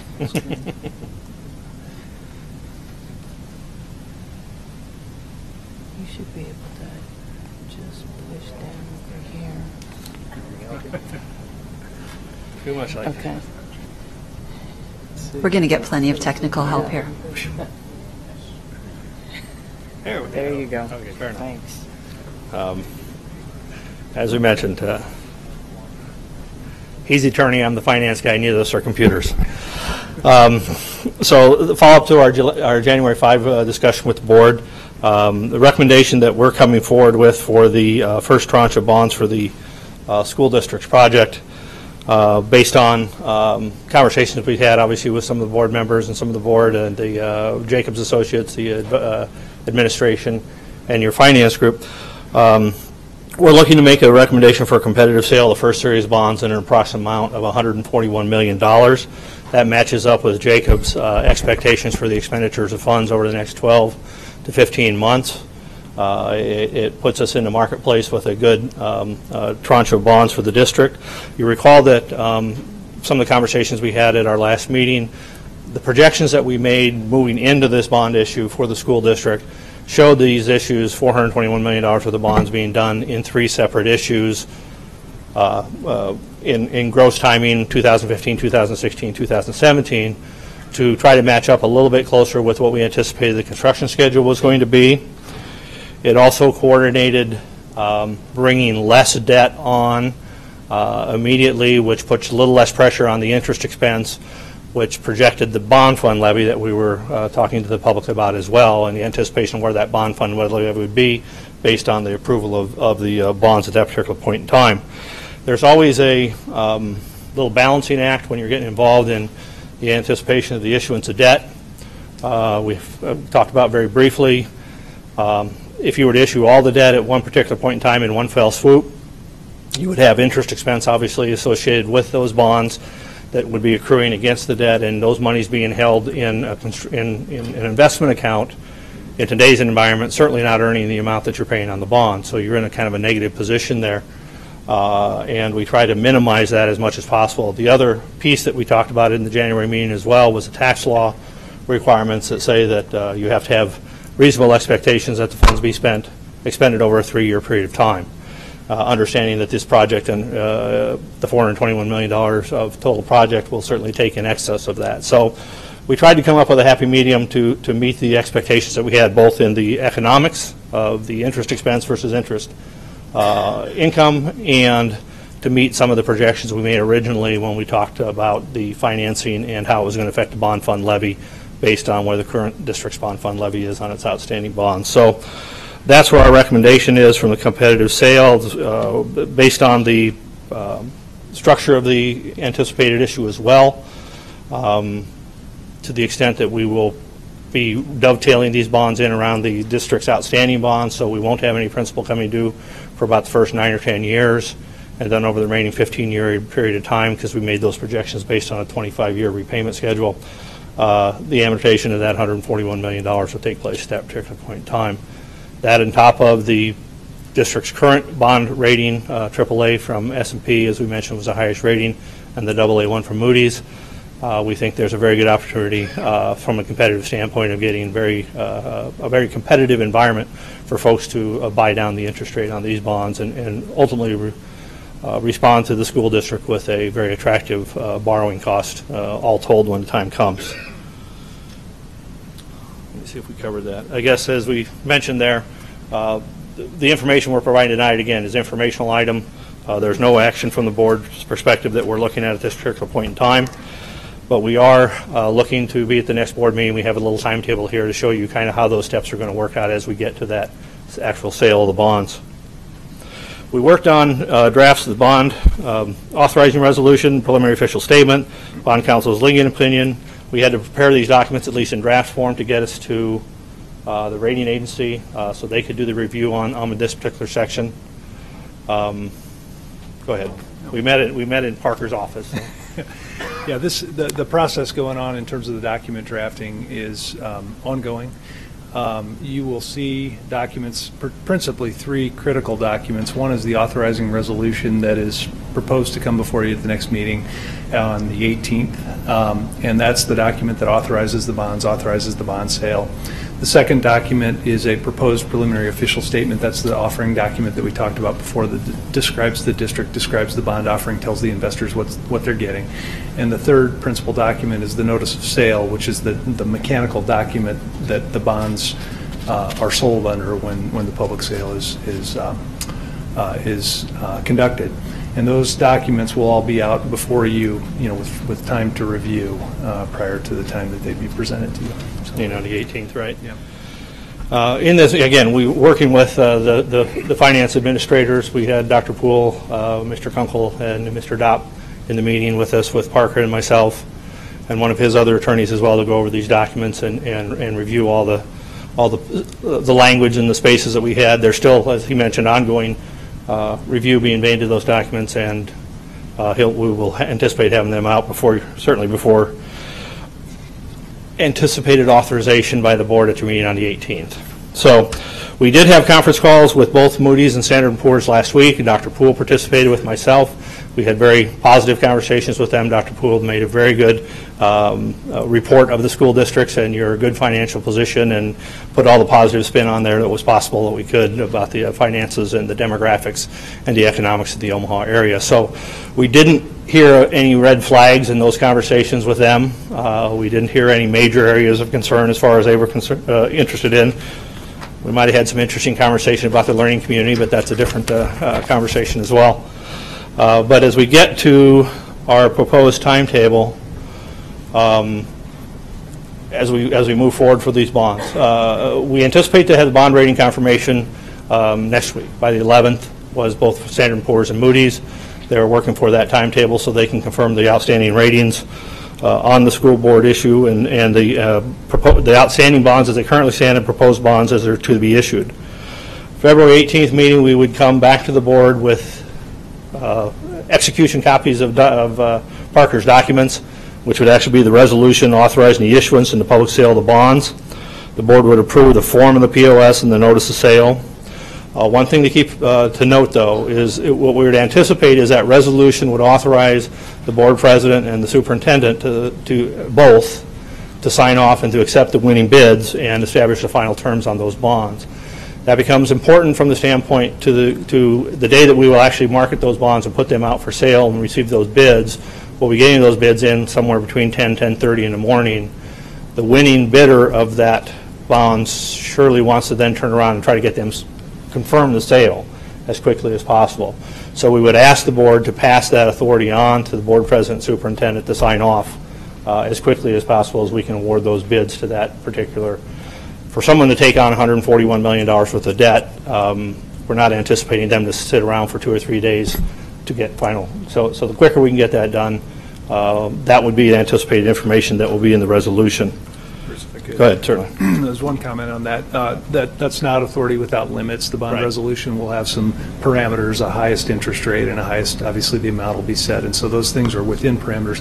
The resolution also reserves the right to those officers to reject bids if that's appropriate, if the bids don't come in the way people think they should. So it's not a authorization without limitation. In blank, right.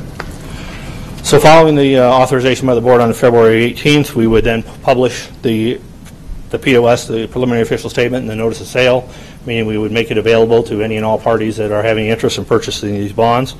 Our proposed sale date would be March 3rd. I would say, quite frankly, that's kind of a placeholder. We will look as we get a little bit closer to the forward market. What we don't want to do is pick a date and then know that OPPD is coming in the market with bonds or somebody else is coming in that's a competing issue. So we'll have a little bit of flexibility to set that date once we are a little bit, once we get past basically that 19th to say we've looked at the forward calendar and here's what we think is the best day. So if that's March 3rd or March 4th, that's surely the time frame we're looking at. The mechanics of that is we have a proprietary, well, there's a certain specified website, an auction bid website that we use that all interested bidders will be able to submit their bids.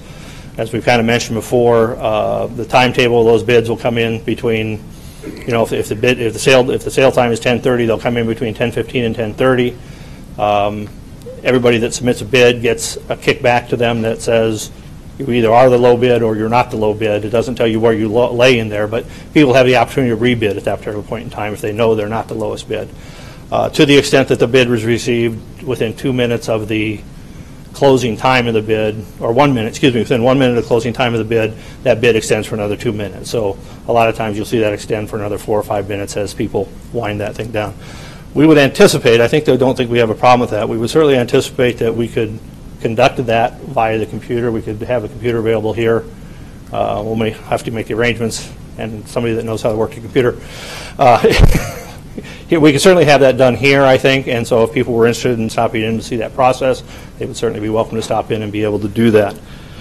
From that standpoint, again, upon determining the final award bid, working through if there's any adjustments that need to be made to the amortization schedule based on that bid, we reserve the right to make some changes as far as the bid award is concerned, and then award that bid to the low bidder and let them go on their way of getting those sold for the district. We would arrange for the settlement of those proceeds and anticipate that a settlement date would occur within 3 weeks, so March 24th is kind of a placeholder time frame to actually have the bonds settled and proceeds in hand. Go ahead.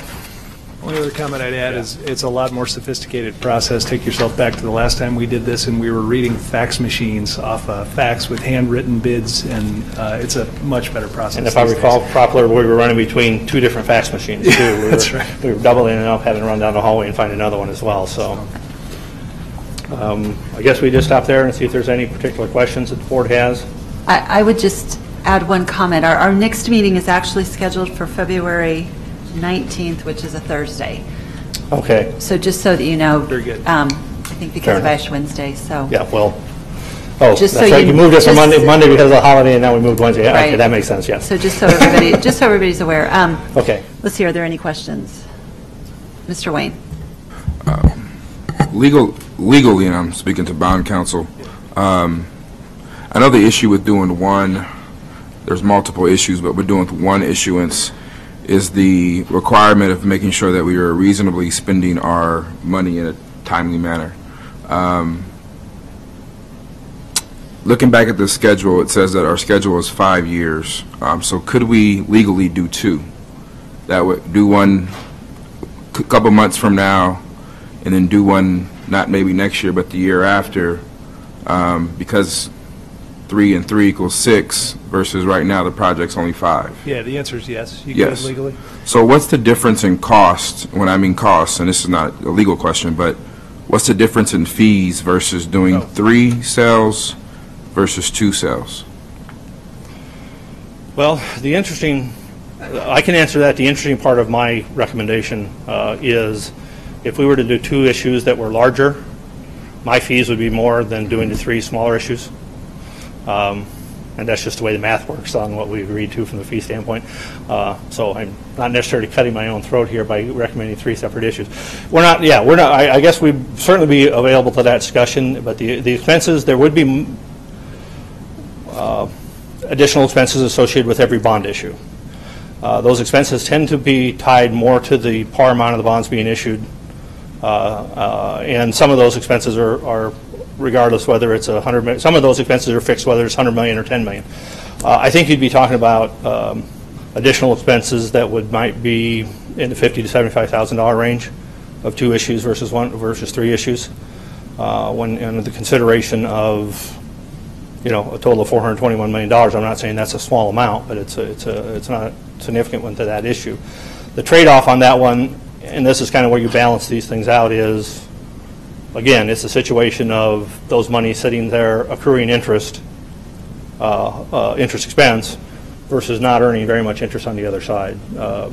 So we're, again, trying to minimize the initial interest expense to the school district to minimize the impact of the tax fund levy in earlier years is what we've tried to come to a happy medium to say this is kind of where that recommendation falls.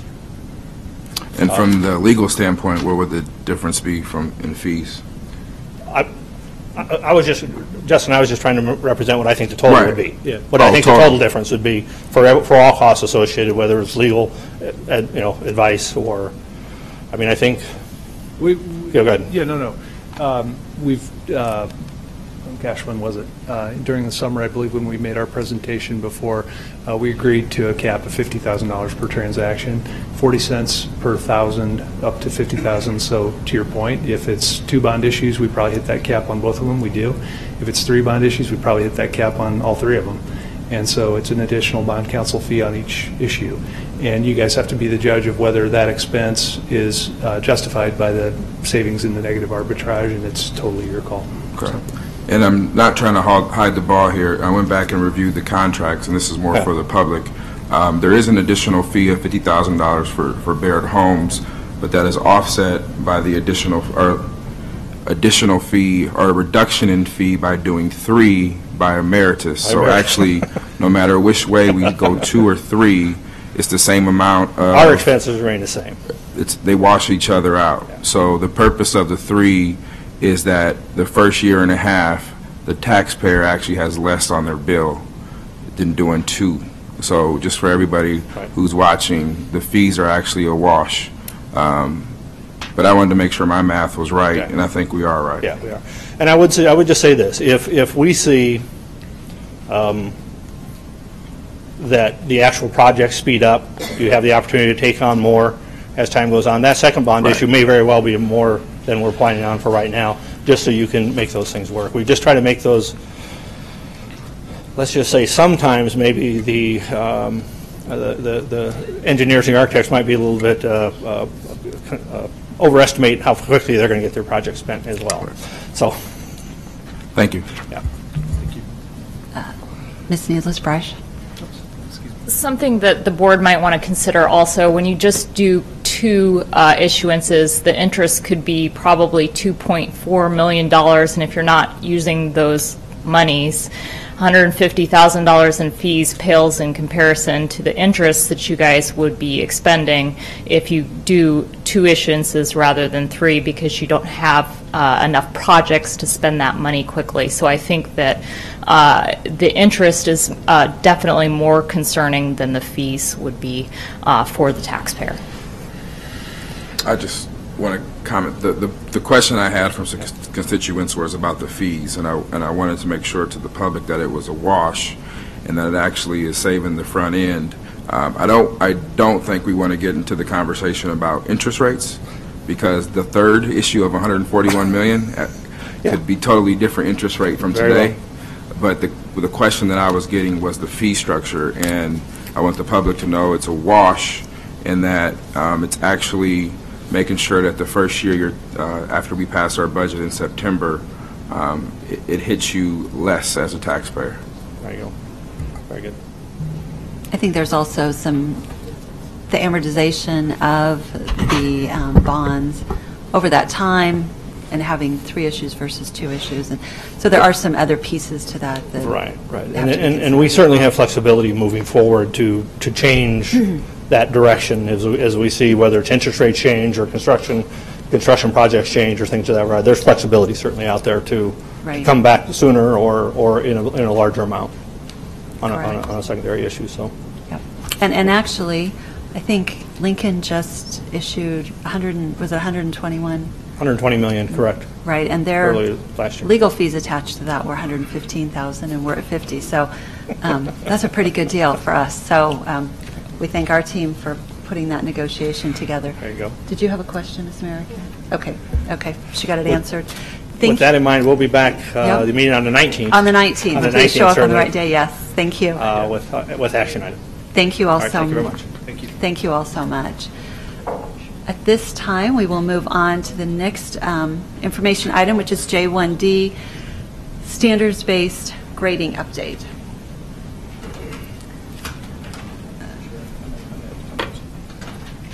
I'm going to turn it over to Mr. Evans to start us off. I might start out. I know Dr. Kerberg's at the podium, but I wondered if we could start out on, we've got a whole series of documents attached to this.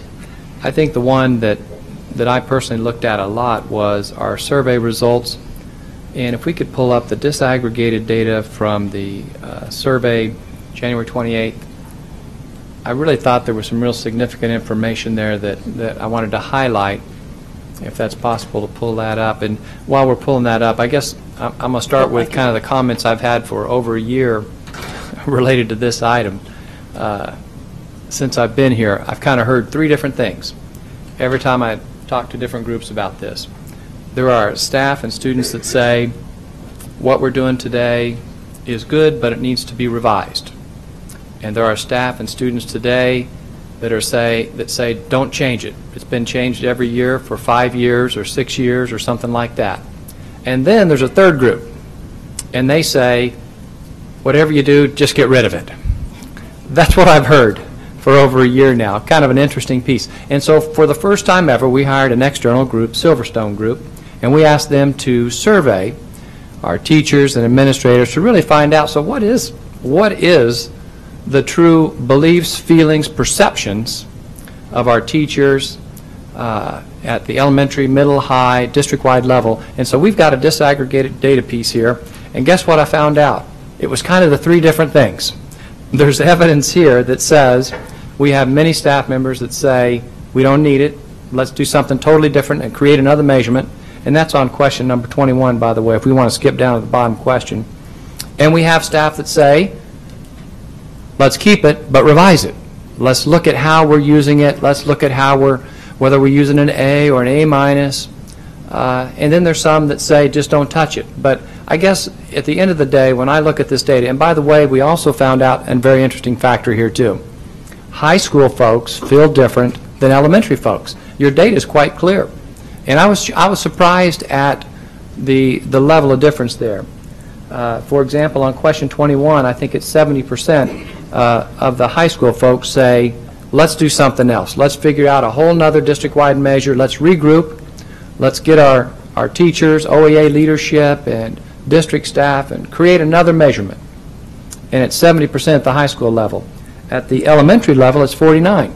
So it's still, although that's still concerning, it's certainly not quite as bad. And as you walk through all that data, I found it mesmerizing, but I want, I guess, the teachers in the audience to know, and everyone else, I think the data still tells me that, is it 5 years ago that it was put in? Is that right? 5 years ago? My concern is, and I've heard this from a lot of folks too, this is one thing that's universal, unanimous opinion. The rollout wasn't good. I think everybody in the room, if I could hear an amen, I bet I'd hear one, because that's what I hear. That's the one thing there's no discussion about.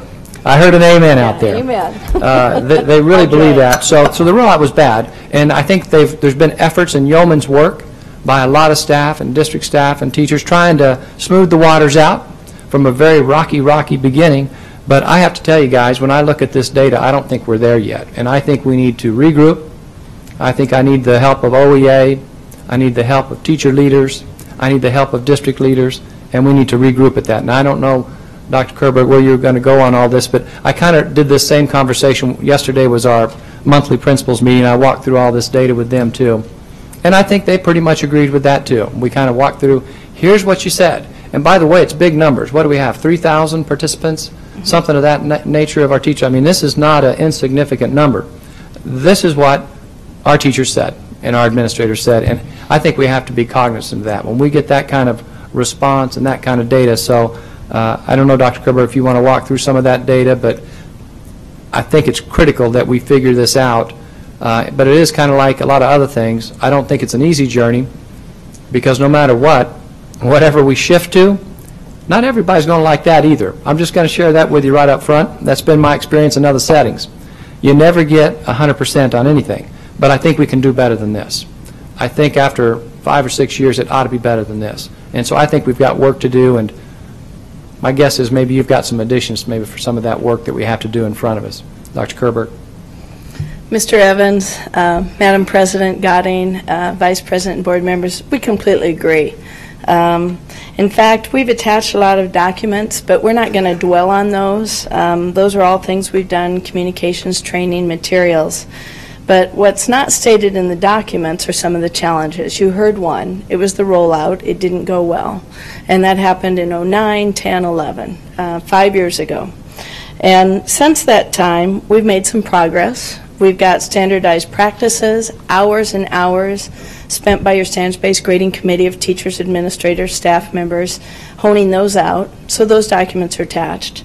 But yet, we've still got many challenges. Let me just focus on the challenges, the things that we're still working on that aren't there yet. I'll give you a few examples.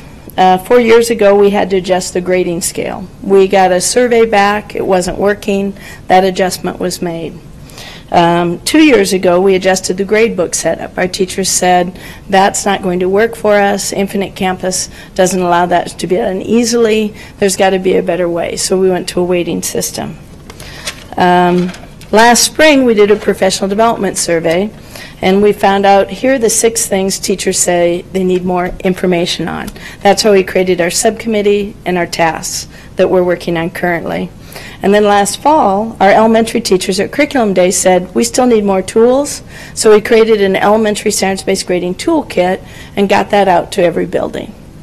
So most recently, we've now had an external survey done. The other surveys were internal, done by our research division. The Silverstone group did this one. And I just want to highlight a few things from that survey. Mr. Evans highlighted one or two, but the most recent survey is telling us we've got to roll up our sleeves. We have more work to do, and there's some more changes and adjustments that need to be made. So in particular, if you look at question 20, and you can look at the aggregated version or the disaggregated, and it won't prompt down, but hopefully you can flip to question 20. I can go forward but not backward. So as you look at question 20, what you're going to see is the following. The respondents indicate that the current grading scale should be revised again. And we had 63% of the respondents indicate that. More high school than middle school or elementary. But that's a big number. So here's our proposed action.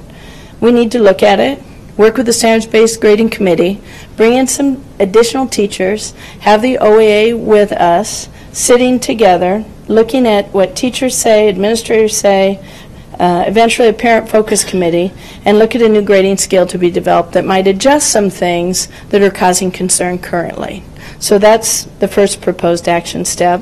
And to have something available, we would like as soon as next fall, given that we did the survey this December. Then question 19 and 21. This gets exactly what Mr. Evans said. Question 19, thank you. Question 19, 58% of the respondents indicate current grading practices and protocols should continue. But question 21, 56% of the respondents indicate current grading practices and protocols should be replaced with a new district-wide common method for grading practices to assess student learning and mastery. So 56 one way, 58 the other way. So that gives you kind of a sense of that mixed review. Let me go to proposed action step. Additional information will be gathered. We'll have our teachers and others determine what specific revisions and updates need to be made. And then maybe a real thorough review of what we're doing, particularly in our high schools, to make sure that the grading scale is aligned for what they need with those grading practices, as well as ensuring we have K-12. And then I'll jump to question number 14 and 15, which for some reason my prompter isn't letting me go back. Maybe I'll get an assist there, but just let me tell you what 14 and 15 tell us. 38% of our students, the teachers feel, aren't familiar with grading practices, and only 22% of our parents have a thorough understanding. Well, obviously we need to do more there. Our parents do need to understand it. We'll have to increase what we're doing in terms of having our committee look at more resources, more materials, and more support for staff, students, and parents, and create a parent focus committee. And then based on our responses to question 18, which was the frequency of training varies greatly from building to building, from monthly to yearly, depending upon principal, instructional leadership, which then affects the implementation of standards-based grading practices.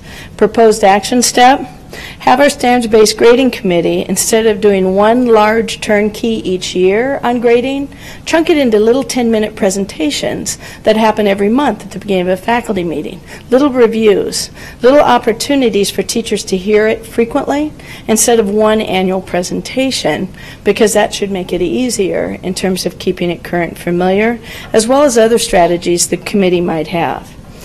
So those are really the issues, the challenges. You can look at all the documents, and of course you may have questions about those. But I think the message has to be it's time to roll up our sleeves and tackle this. Make the changes and adjustments that the survey tells us needs to be done. Thank you. Mr. Evans. Can I just tie back into one comment you made, Dr. Kerberg? Question 15, the question is, parents have a thorough understanding of district grading practices. The survey is clear on this, absolutely clear. According to all the thousands of teachers that participated in the survey, only 22% or 23% agree with that statement. Well, that, I got to be honest, that's a huge red flag to me when you're saying that 70-some% of our parents don't understand this complex grading system. That's a red flag, because our parents need to understand it. We need to have something that we can describe and explain and not change as frequently. So I do think we've got some rolling up our sleeve work. We do need a parent focus group. We need to have OEA, teachers, administrators working on it, but we also need a focus group that includes parents that we can identify that we have a system that they understand. That is unacceptable to have that many of our parents not understand it because of the complexity of it. And I'm sure it's different at different levels, and I'm sure it's worse at high school. It typically is. On this whole survey, it's always much, yeah, it is. It's, although elementary is not great either, actually. Neither one of them are that great. But that's unacceptable to have 70% of parents say, well, I'm not sure, or at least they say to the teachers, I'm not sure I understand how my son or daughter scored. Well, that's a problem. Part of it's training and education, but part of it's we got to have something that's not so complex. So again, I know folks have worked hard, and I appreciate all that, but I just think it's time, as Dr. Kerberg said, to roll up our sleeves. So I appreciate the board allowing us to do this external survey and to have some real data and not just the anecdotals, but the anecdotals were pretty well supported with, there's kind of a mixed bag, but the reality is it's still not where it needs to be after 5 years. So that's where I'm at. I'd like to come back to the board in the future with actual recommendations from a committee that also included a parent focus group and have something that might look significantly different. But it is going to take a while. It's kind of like some of the comments earlier. This kind of work, to do it right, takes a little time, and if you roll it out too fast, you may end up kind of like we ended up with a rollout that was too fast. And I see a lot of teachers shaking their head. They didn't really have a chance to really understand it all, and it started off on the wrong foot and it never got on the right foot. That's just my perspective based on the data I have here and lots of conversations. So thank you, Madam President. Mr. Snow. Thank you, Madam President. I just have a couple of questions. Just going off of what Mr. Evans said and what you mentioned as well, Dr. Kerberg, looking at this survey, who came up with the questions on the survey?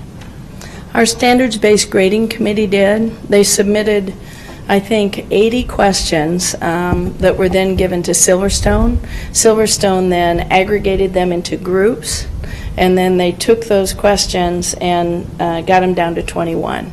So they were written by teachers, department heads, curriculum specialists, assistant principals. I think we have a couple principals on the committee too. It's a big committee. Okay. The reason why I ask is because if you go down to 21, it's basically just says should we scrap the program or not, but when you go up to the first 15, it's talking about are you working with other teachers with it, or are your students learning from it? So I think if I was a teacher, I would be kind of frustrated taking this thing. So I think that's why we see some of these numbers fluctuate back and forth, because they didn't really get what was at the end at the front. Does that make sense?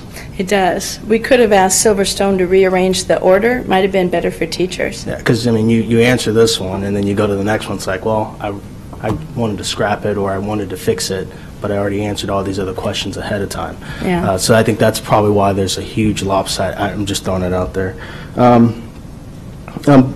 But I just wanted to make a statement on here. I think we do need to change this grading system.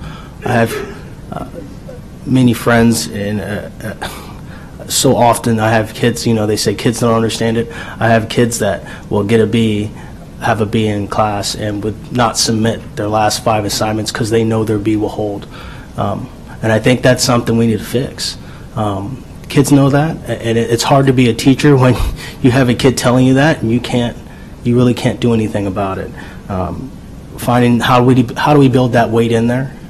I'm not an expert on that, but I think we need to figure out a way, look at other school districts nationally and figure out what they're doing and try to go off of their model, maybe off of a percentage, 70, 80, I don't know how, but I think we really need to start looking down that road. But this survey is the beginning of, like you said, the whole new process. It's good we're starting it. Thank you. Thank you. Ms. Underwood. Thank you. It does appear like this is a great opportunity for us to just reevaluate and get it right and fix some things going forward. So I'm excited about that. I really like the idea of the committees and including a parent committee in the evaluation and implementation. So my question is, if the rollout didn't go so well last time, how do we make sure that it's effective this time? And I heard a couple things, but I was wondering if you could maybe elaborate on that. I heard, we slow it down, we don't implement it as fast, and then release it or update teachers in increments, 10 minutes, every meeting rather than once a year, which I also think is a great idea. So what else are your thoughts on the implementation and making sure we get it right this time? And first, I want to affirm what was just stated. The feedback we got at that time, and my experience was as a principal at that time, teachers universally said too much, too quick, too fast. The other thing that happened is the training changed every time you attended because it was evolving. So the teachers who went to the first training got slightly different information than the teachers that went to the third, the fourth, the fifth, and it was training for every secondary teacher in the district. And so we knew that the consistency wasn't there at the beginning, and so it required a lot of clarification. That's where some of the myths came from. In the first training, there was a statement made that homework doesn't count. 5 years later, we are still putting out that myth. It was corrected by training number 5, that iteration, but because it had been said, it was really hard to change the thinking. We can give you lots of examples, but I would say slow it down, be sure everybody's in agreement before you roll it out, and that these are based on nationally evidenced best practices used by high-performing districts that are fair, consistent, equitable for all kids, and then do it incrementally in those little chunks. But I can't stress enough the importance of consistency and common language. Our principal said that earlier when they put in their writers workshop. It's working. Every teacher at every grade level is doing the same thing with writing. So, yes, that's really it. Mrs. Fay. So probably like Mrs. Williams, I have a child who was there as a freshman for the rollout and experienced the different 2013 graduate. But I've said consistently, as I've learned about standards-based grading from that time, which is actually when I was first running for the board, to now that, and this has been confirmed by teachers, that it seems like for that big swath in the middle, 70%, those students are probably getting the grade they deserve, with the exception that it seems like it's really hard to get a C. But other than that, it's really the, is that accurate? It's that top end and the that maybe 15% on either end that we're having a really hard time accurately reflecting the work that they're doing and the grade that they're getting. We would agree. Okay. Our teachers would agree. So I don't want to, I guess I don't want to give the impression that we've been just handing out grades willy-nilly for the past, 5, 6 years. That said, I've also, I'm pretty sure that Council Bluffs is still doing standards-based grading with much less controversy. And so I'm wondering, and you don't have to answer this now, it kind of, it's just going off of what Mr. Snow said about looking at other districts, I'm kind of wondering what they're doing that we're not doing. West Side had their issues with standards-based grading, but we haven't heard any problems with Council Bluffs. So I guess I've only heard really good things from staff that I know that works in Council Bluffs. So I'm wondering if that's maybe someplace we should talk. I know we have some former OPS people who are there. Yeah. I was thinking the same thing that Mrs. Underwood was about the implementation, and something else that I've heard from parents, from teachers, has been that perhaps that professional development around standards-based grading or whatever it is slightly different depending on what you teach. Would you say that is true? And now I know that there's a rubric developed for every subject, but it seems to me that at least under the current plan, you apply the standards-based grading differently if you're teaching math than if you're teaching something in the arts, for example. And I know that standards-based grading, we were using kind of a form of that for classes like band and even PE long before we adopted a formal grading system called standards-based grading. So is it possible that the professional development, rather than being it itself being standard, needs to be maybe differentiated depending on what you teach? We'll look into that. The professional development has been standardized, so we'd have common language, common approach, and consistency. Right, but which I think you could still have, but... with differentiation based on content areas and how it affects content areas. We'll look at that. And I don't know, that's just something that I've heard, and like I said, I know that something that could be called standards-based grading is really how we were grading classes like band. 15 years ago. So, and I think the last thing I have to say is I agree with Mrs. Underwood. It's really important to put some parents on this committee or have a subcommittee of parents or whatever. I think that respecting that opinion, Mr. Evans pointing out that there's roughly 70-some% of parents who don't understand how their child is being graded is something we should take seriously and really listen to. We need their support and buy-in for whatever direction we go into. Thanks. Thank you for that input. We'll have parents included. I do have Council Bluffs information, but I can hold on that and share it later, or now if you'd like. I guess I would be interested in this, if you can highlight just a couple of things that they're doing differently. Is that possible? And or is that a whole other presentation? I think I can say it in less than 2 minutes, and I'm going to count on you to keep me honest. I thank you. I had the unique opportunity to be involved in the Southern Regional Educational Board work when I was a principal. So we had implemented their standards-based grading policies at my school, got recognized nationally. Dr. Bruckner and Dr. Masbach actually hired me. I took a vacation day, and I did the training for Council Bluffs Public School District that implemented their standards-based grading. And then the district did ours later, and then our school had to change to match the district. So I do know the differences between the two because I'm very familiar with the model that comes from the Southern Regional Educational Board. Yeah, very familiar. So, yeah. Thank you, Dr. Kerberg. And as a parent who went through that 5 years of constant change and twice during their junior year, I would appreciate that thoughtful rollout of whatever the changes are.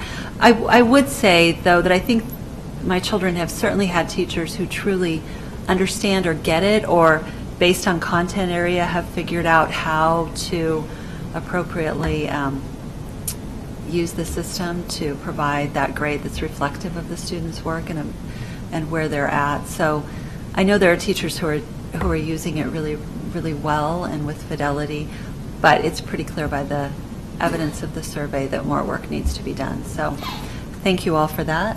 Mr. Wayne.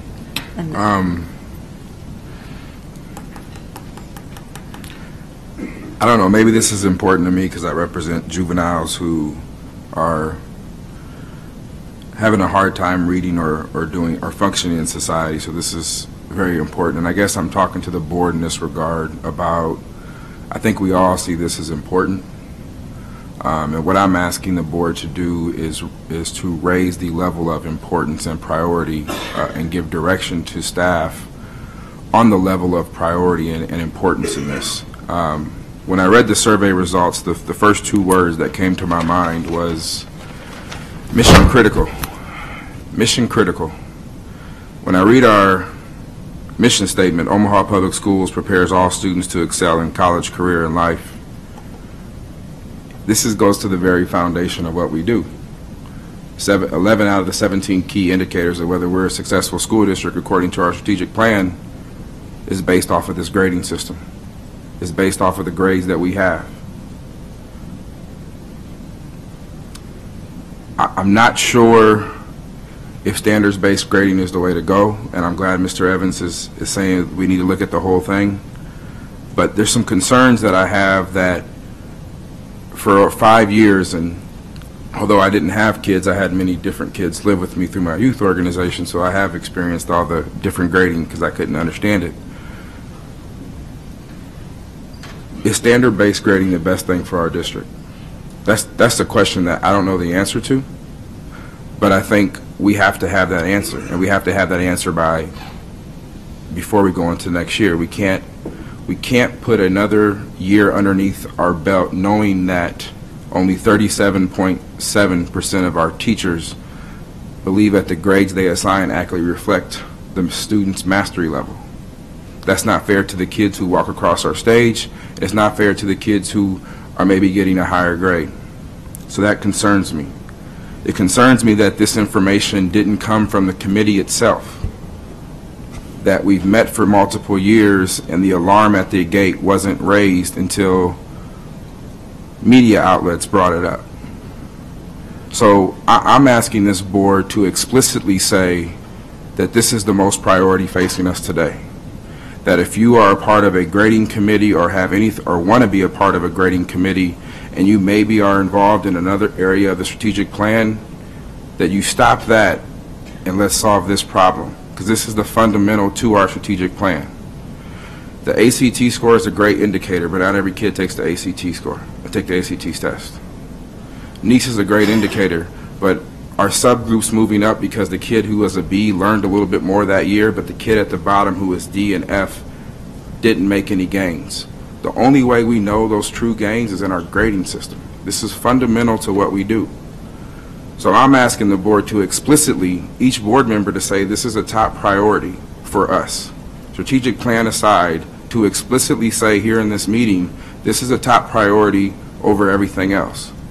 And I would suggest to Mr. Evans and to President Godding that, no disrespect to the current committee, but 5 years in the trenches and still this many teachers feel this way, we have to go to an alternative. And I think maybe research department should head this committee, and we need to come back to the board and have the bigger discussion if standard-based grading is what we want as a district. What does the research say on both sides? We did it for the middle school configuration. Data after data after data, and that committee came back and said, here's the best model after data after data. And that's all I'm asking, is that, one, everyone here says this is the highest priority that we have for the next 3 to 5 months, that we figure out a fundamental grading system for everybody. I don't know the implementation, I don't know the grading system, but I sure would like to see the data behind everything, because I wasn't on the board when it was brought in. But with all these problems or concerns, that we have a bigger discussion about whether that's right or whether that's wrong. And that's my plea, I guess, to everybody is, I believe this is mission critical, fundamental to what we do, and that we say, yeah, we got a strategic plan, but we're going to put that on hold. If you're a part of that strategic plan, but you're a part of grading, we're going to move everything over here and fix this problem immediately, because it is so critical to what we do. I'm going to ask Mr. Evans to make a couple of comments that he and I have chatted about a little bit. Thank you, Madam President. A couple of things. One, it is a priority, so I don't think that's an issue.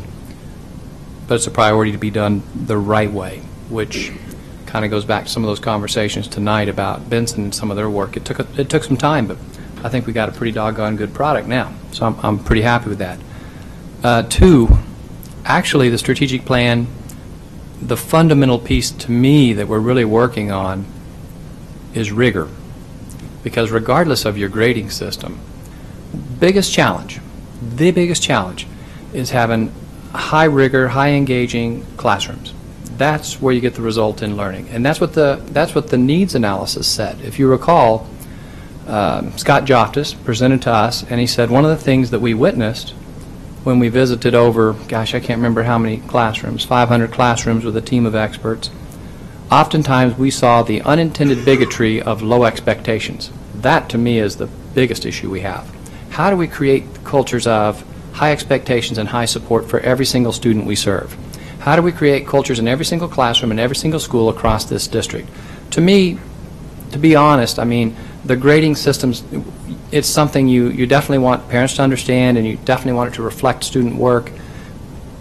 But learning is what happens with high-quality teachers, with high expectations and high support. And the grading systems, I think the research will show this, it has less of an impact on it than the rigorous classroom with high engagement, high-quality teachers. That's what helped your son get excellent scores on ACT, SAT. That's what helped your kids go to college at this table. It wasn't the grading system. That's not the preventer of learning. That's not the preventer of young people who are being left behind. It's a high-quality classroom. So to me, that's always my fundamental top priority, is how do we create that culture? Starting with our leadership in every school, starting with how they work with their teachers. I see that as the fundamental practice that we're all about. This is a priority. This needs to be taken care of. That's why we paid extra money for an external survey, because we did hear conversation that, golly, we've been working on this, we're still not there. We're still not there. So from my perspective, it wasn't media that created a need for it. It was our own understanding that we still weren't there. I was still having teachers and students share with me, and parents say we're still not there. So I'm all about a priority on this, but I don't want to leave behind that top priority of the strategic plan, which is creating that high culture of learning with high expectations, high support, that above all else. And then this will be done. And we've got high-quality teachers and OEA leaders that will help us. We've got administrators that will do research, and the research team leading it. I don't have any issue with that either, by the way. I think they've got great understanding for where we need to go and how we need to get there. I think they're a high-quality group. So I think we're really on the same page, but I just don't want to leave that rigor piece that came directly from our needs analysis. It's not just me, although I would share with you that's what I've witnessed in every district I've worked in, and that's what I witnessed as a high school principal as well. Oftentimes, some of the most well-intended teachers you could know, hearts of gold, loved their children, but sometimes the expectations weren't high enough. Sometimes because they cared so much and knew the challenges that they were living in, they had lower expectations, and we'd have to really work to say, they can do it. Regardless of their challenge, they can do it. And that's that culture of support and expectations. And it's not an easy journey. It's not just about passion. It's also about creating that wraparound culture, which is why these community issues that we talked about earlier with early childhood and the scholarship programs and the other issues that we're doing with after-school programs, it's all the above. And this becomes part of that all the above. Definitely one that needs to get fixed. But I think it's fixable, and I think it's doable, and I think we have folks that can do that work. So that's kind of my perspective based on what the needs analysis said and my own experience. That's what I see. Mr. Scanlon. I guess I'd just like to make a few comments on the grading. I appreciate the rigor being important, and I think that one of the important things to try to relate to those universities and other outside post-secondary education, that how do we show that a grading system is what they're looking at. They're not going to be looking at a rigor. Hopefully we can gain a reputation for our rigor and fully agree that the rigor's got to be there. But the grades are what you present to your parents and to other universities. I would like to, as I'm going through it, I'm in the elementary. You get a below grade, progressing, above grade, and then you get some needs improvement, outstanding, satisfactory.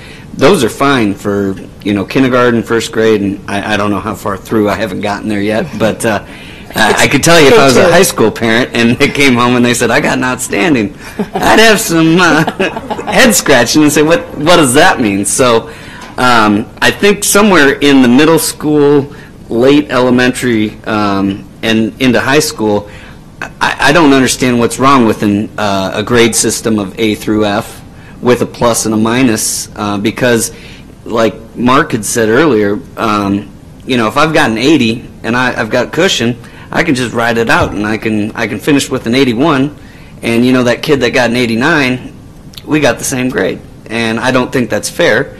I think that you should have that carrot there as a plus system So the kid that's got an 85 or whatever it is that wants to go try to get up to an 88, or the kid that's gotten 81 that wants to try to get up to a B without a B minus, I think those are good incentives for those students, and they help to promote their self-encouragement to get up to the next level, and also not to coast and fall down, because if you've got a solid B, but you take a couple of tests off or something and now you got a B minus, that affects your GPA. So I don't understand why it's been changed, and I think that, in my opinion, that that grading scale has its deterrence and also encouragements for students to go the extra effort. So I guess I just like to, my opinion is that's a good grading scale, and I think it should be started in middle school or high school. And elementary, obviously, you got to work out your different kind of, I would say elementary kind of slides into those band or PE.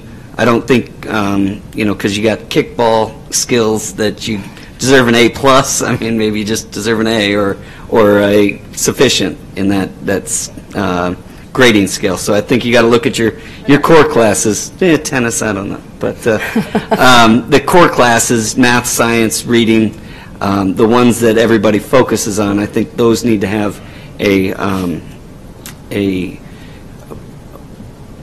better scaled grading assessment. So, thank you. Thank you. All right. Mr. Snow. I just wanted to, was Ms. Williams. Ms. Williams was first. I forgot. Sorry. Well, I should have let Mr. Snow go after that very accurate and comedic conversation by Mr. Scanlon. I hate to follow up. I don't have any good jokes like that right now. I guess I just wanted to add to the conversation just a little bit. I do agree that it is important. I wouldn't necessarily say mission critical, because there's so many things that we have that are mission critical right now, and so I would hesitate to make that, I think it's just as important as some of the other work that's going on right now. But I do, there's something that Mr. Wayne said that I really do agree with, is that we've had this committee for quite some time, and once you do something so long, not to discredit the work, but maybe it is time, if we're really having this conversation and kind of possibly starting over, maybe it would be a good idea to kind of shake up the committee and look at it from that perspective, because I think where we are now and where we were 5-6 years ago, it's such a different time, and there's so many different things happening in our district. So I would like to see a new form committee, and I wouldn't say that previous committee members couldn't join, but I would like to see it mixed up some, and Mr. Wayne had a really great point on that, so I wanted to kind of second that. But I'm where I think everyone else is. It's, as a parent, it was very confusing to have children, and now I can't honestly say that I really understand it, even being an overly active parent and having my own child come to me and ask about the grading system, and it's a confusing conversation to have with a student if you're really trying to push them. And so, this is something that we do need to look at. I thank you for the work that is being done, but I'm in very much agreement with the rest of my fellow board members who have said that this is something that we need to look at and make sure that everyone is able to understand this.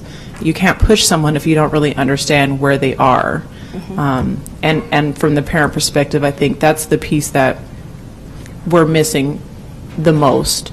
I can't encourage my student to work harder if I don't understand what their grade is like and how they came to that particular grade. So that's my 2 cents. No jokes. Sorry.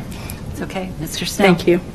Thank you. I just wanted to, I agree with Ms. Williams and Mr. Wayne and Mr. Scanlon and everybody that really talks about this. Didn't really start looking into this until we started tracking our kids' grades at the center. And to give you an example, because I was sitting there in my head, so I couldn't justify, and I talked to teachers before, it's hard, and this is my reason why I think we should get rid of that. It's hard to justify giving passing credits for assignments that are below basic. And I think this system, that is that main flaw in this system. Oh, for an example, the 1 out of 4 in the grading scale. That is one of the biggest flaws in it, because it's passing, and that's not passing. And that was the same thing that you were trying to get that example when you move up, but that is the prime example right there. So I just wanted to make that clear. It's out there. People know what the pros and cons are about it. So that's my 2 cents. Thank you. Mr. Vargas. Thank you, President Gotting. I have a couple thoughts. It's sort of a combination of what President Wayne not President Wayne, former President Wayne, and not President, and Superintendent Evans shared.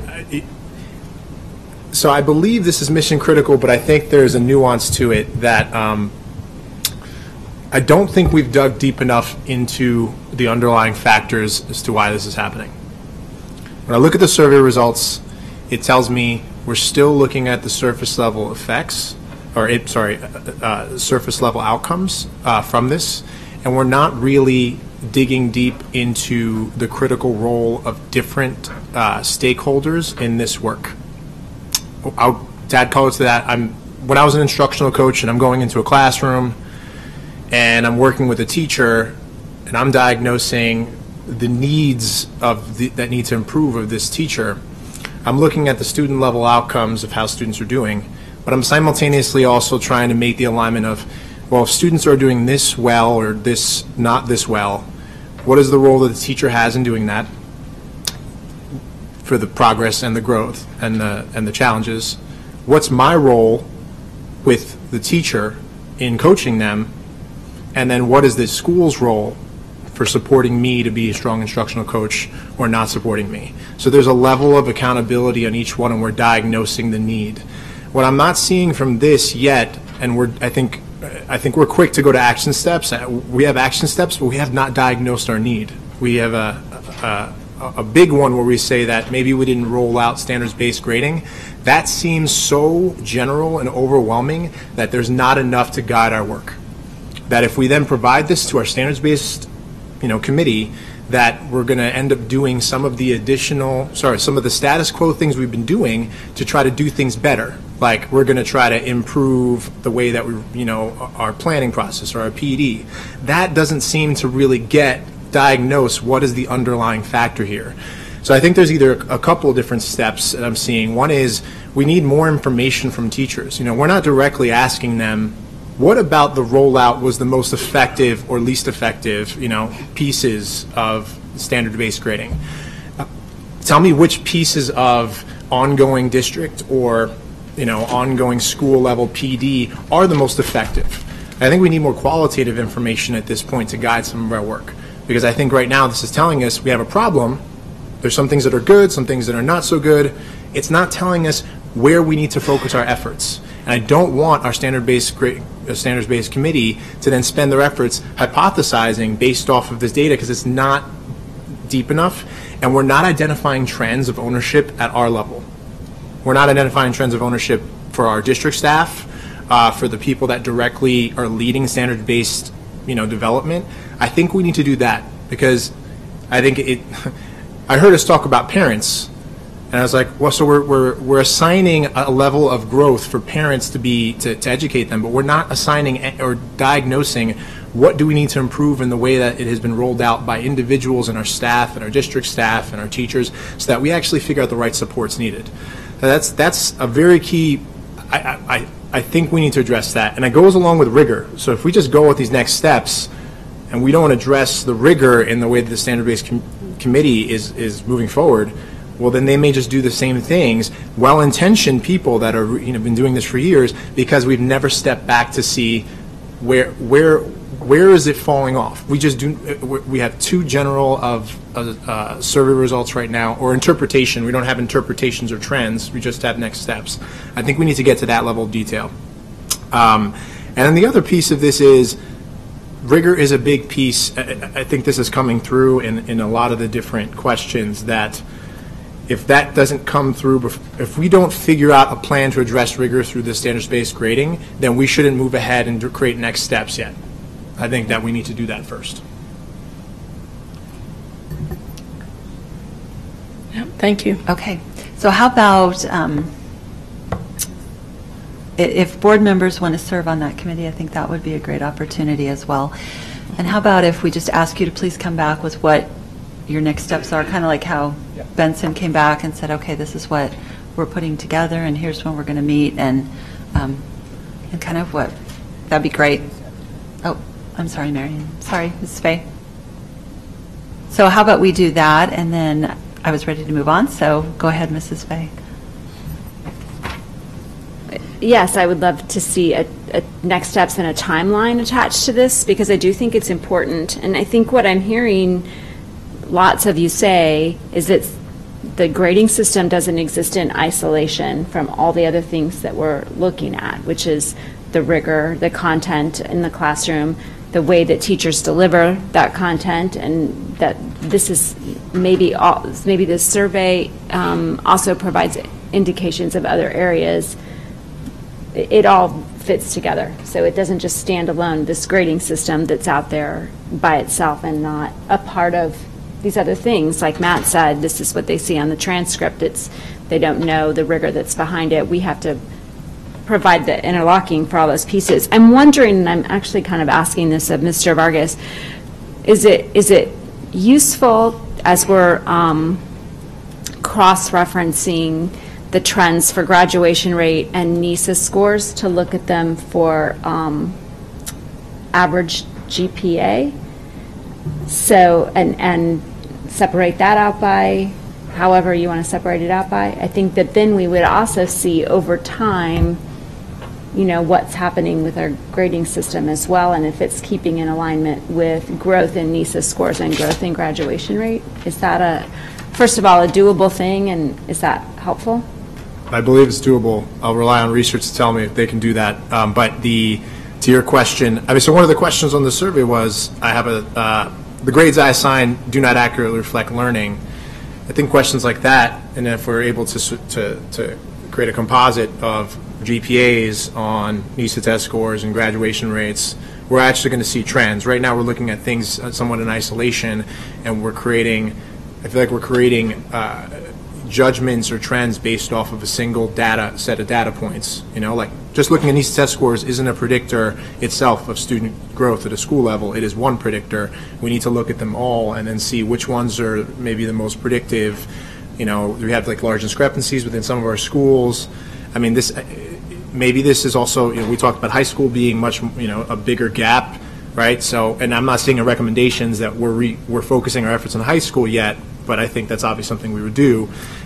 So yeah, I think that would be something we should do. Well, I think we have a lot of work to do. So sounds good, and we'll look for a timeline and next steps. And with that, we will move on to J1E, Student Assignment Plan. I just wanted to tell Mr. Vargas and Ms. Fay that I did put in a data request for last year's stats. 2 years ago and this year is broken down by race, and I just went back and asked, did that cover what your question? No, you took the question one step further, but there's already a request in there, so I wanted the whole board to know that I did ask that. Okay. Ms. Underwood, on Student Assignment Plan. So we talked a little bit about this the last time I gave an update on the Student Assignment Plan, just the idea that it was becoming clear to us that we needed to develop a board mission and vision for the Student Assignment Plan, especially as we went out into the community and started talking about this. There are just so many components of the Student Assignment Plan and so many different options that it was really tough without any direction from the board for the public to give us feedback that was good, feedback that we could utilize. It was, you know, and it wasn't for lack of them not wanting to give us feedback. It was just that the information we gave them was lacking in direction from the board. So the mission and vision statement that you guys see in front of you is really, I put the draft together based upon feedback that we've received from the surveys we've done. So it included the board survey information, the survey that we received from the public, and then information from the staff survey that we did as well. And I was able to pull common themes from that. So I put a draft together and refined it, and this is the product that you have in front of you. I think I can safely say that the Student Assignment Plan Subcommittee all agrees to this and is behind it, but we wanted to float it in front of the board. I don't know if we're just sharing information today and taking questions later. I think that's what we're doing. We'll go over this again probably at the workshop. But please take a look at it and come with your questions to the workshop, and we can further refine it as a entire board.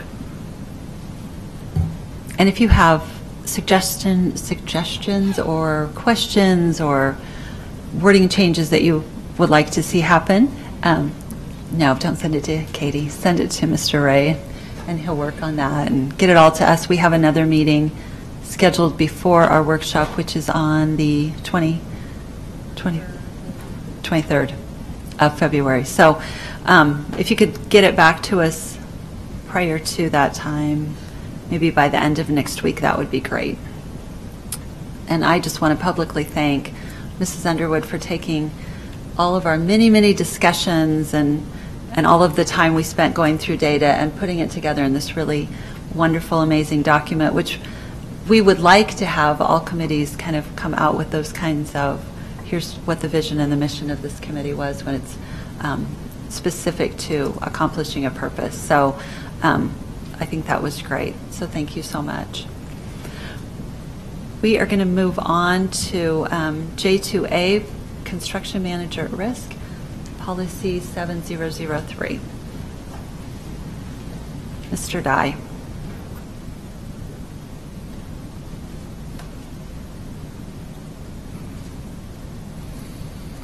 You have in your packets the proposed policies for construction manager at risk.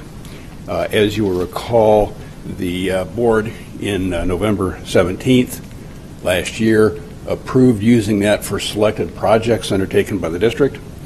The statute then requires as the next step that the board adopt policies for construction manager at risk. So that's what we spent our time doing after that. It's a pretty detailed policy, and I'll tell you why. The traditional way the board has always done business, the district's done business, is design, bid, build. An architect designs it, we create plans and specifications, it goes out for bid, and when bids come back, you essentially have two questions. The first question is, is it a responsible contract? And the second question is, who's the low bidder? And so that makes it a very easy process. Construction manager at risk, you're selecting a contractor without a price. So there are a lot more strictures put in the statute on how that's done, and it's a very careful qualifications-based selection process. So this attempts to implement that. One additional thing it has, which we have not had in the past, the statute requires a protest procedure in case somebody is dissatisfied with the decision of the selection committee. And so there's a protest procedure in here as well. Interestingly enough, the successful construction manager is determined by a selection committee that will consist of board members. It has to be 3 or less because of quorum requirements. We specify 3 staff members, which typically includes somebody from the construction staff and school-based staff. It includes the project architect. It includes someone who is familiar with construction, and it also includes a resident of the district. So that is your staff. The statute specifies how we will evaluate the RFPs and has even a weighting system in the evaluation process. Once the evaluation process is completed, then the staff will attempt to negotiate a contract with the highest ranked CMR firm, If that's unsuccessful, they go down to the next highest ranked and they can get a successful contract negotiated. Then that contract comes back to the board for approval. Ultimately, after this contract is approved, we work through the plans. The CMR firm bids the subcontracted work, so there is a bid process involved with the CMR firm. Ultimately, a CMR firm then gives you a guaranteed maximum price, which is the maximum amount the contract will cost you to construct the particular facility involved. This won't be used on every construction project. It will be used on ones where construction difficulty, phasing, or other factors indicate it's the best method to use. Design, bid, build will still be used on some projects as well. So they're kind of long and complicated. If anybody has any specific questions regarding the policies, I'd be happy to try to answer them. We are going to do a pre-qualification period so that we can make sure that the people submitting answers, responses to the RFPs are qualified, bondable, have insurance, have experience. There'll be people qualified for various levels of construction, for example, depending upon their bondability, things such as that. The pre-qualification period will be an open pre-qualification period, so if somebody, in the first round of projects doesn't get a pre-qualification application submitted, they can submit one later. So it isn't a closed process. At the time we do the RFP, it has to close at some time when we do the RFP, but the pre-qualification is also determined by the selection committee. So I just want to remind everybody, as Mr. Dice said, we previously had approved using construction manager at risk, but we hadn't gotten through these policies, so that's why we're updating this policy so that as we move forward with the future construction that's going to take place, we have it in our policies and it's all well documented. So at this time, I would ask for a motion, and then we can have some discussion. So is there a motion to approve the first reading of policy 7003? I move to approve the first reading of policy 7003. Is there a second? Second. A motion by Ms. Williams and a second by Mr. Scanlon to approve the first reading of policy 7003. Does anyone have any questions related to this policy? Seeing none, roll call, please. Goding. Aye. America. Aye. Scanlon. Aye. Snow. Aye. Underwood. Aye. Vargas. Aye. Wayne. Williams. Aye. Fay. Aye. 8 aye. Motion carries. Since this is a policy, we could have the optional second reading tonight. So is there a motion to move to waive the second reading of policy 7003?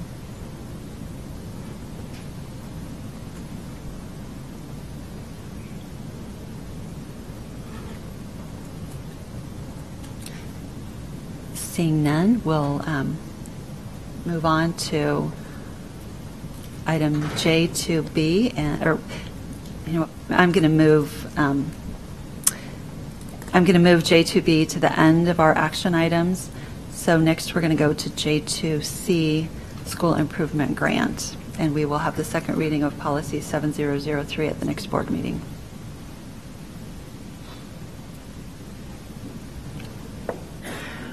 Whoops, Mr. Evans. Thank you, Madam Chair. And I might ask Scott to come to the podium, too, because he's responsible for the rubric, and maybe we can pull the rubric up that research developed to help us with this recommendation. As the board recalls, in our last board meeting, there was a request to come back to the school board with recommendations. We'd talked about school improvement grants 2 months ago, but the board said, don't do anything yet. We're not ready to do anything. We were talking about Howard Kennedy at that time, and the board had kind of directed us to move back on working with staff more on some Howard Kennedy work, and we were holding off on SIG. And then in our last board meeting, the board said, come back with a recommendation. So with that in mind, we tasked research to help us with some rubric indicators of, one, who qualifies based on NDE requirements, because you got to meet NDE requirements first. It's a federal grant. Comes to us from Washington, D.C., but it has to go through NDE, and so they set up parameters. And so they have what they call PLOS, persistently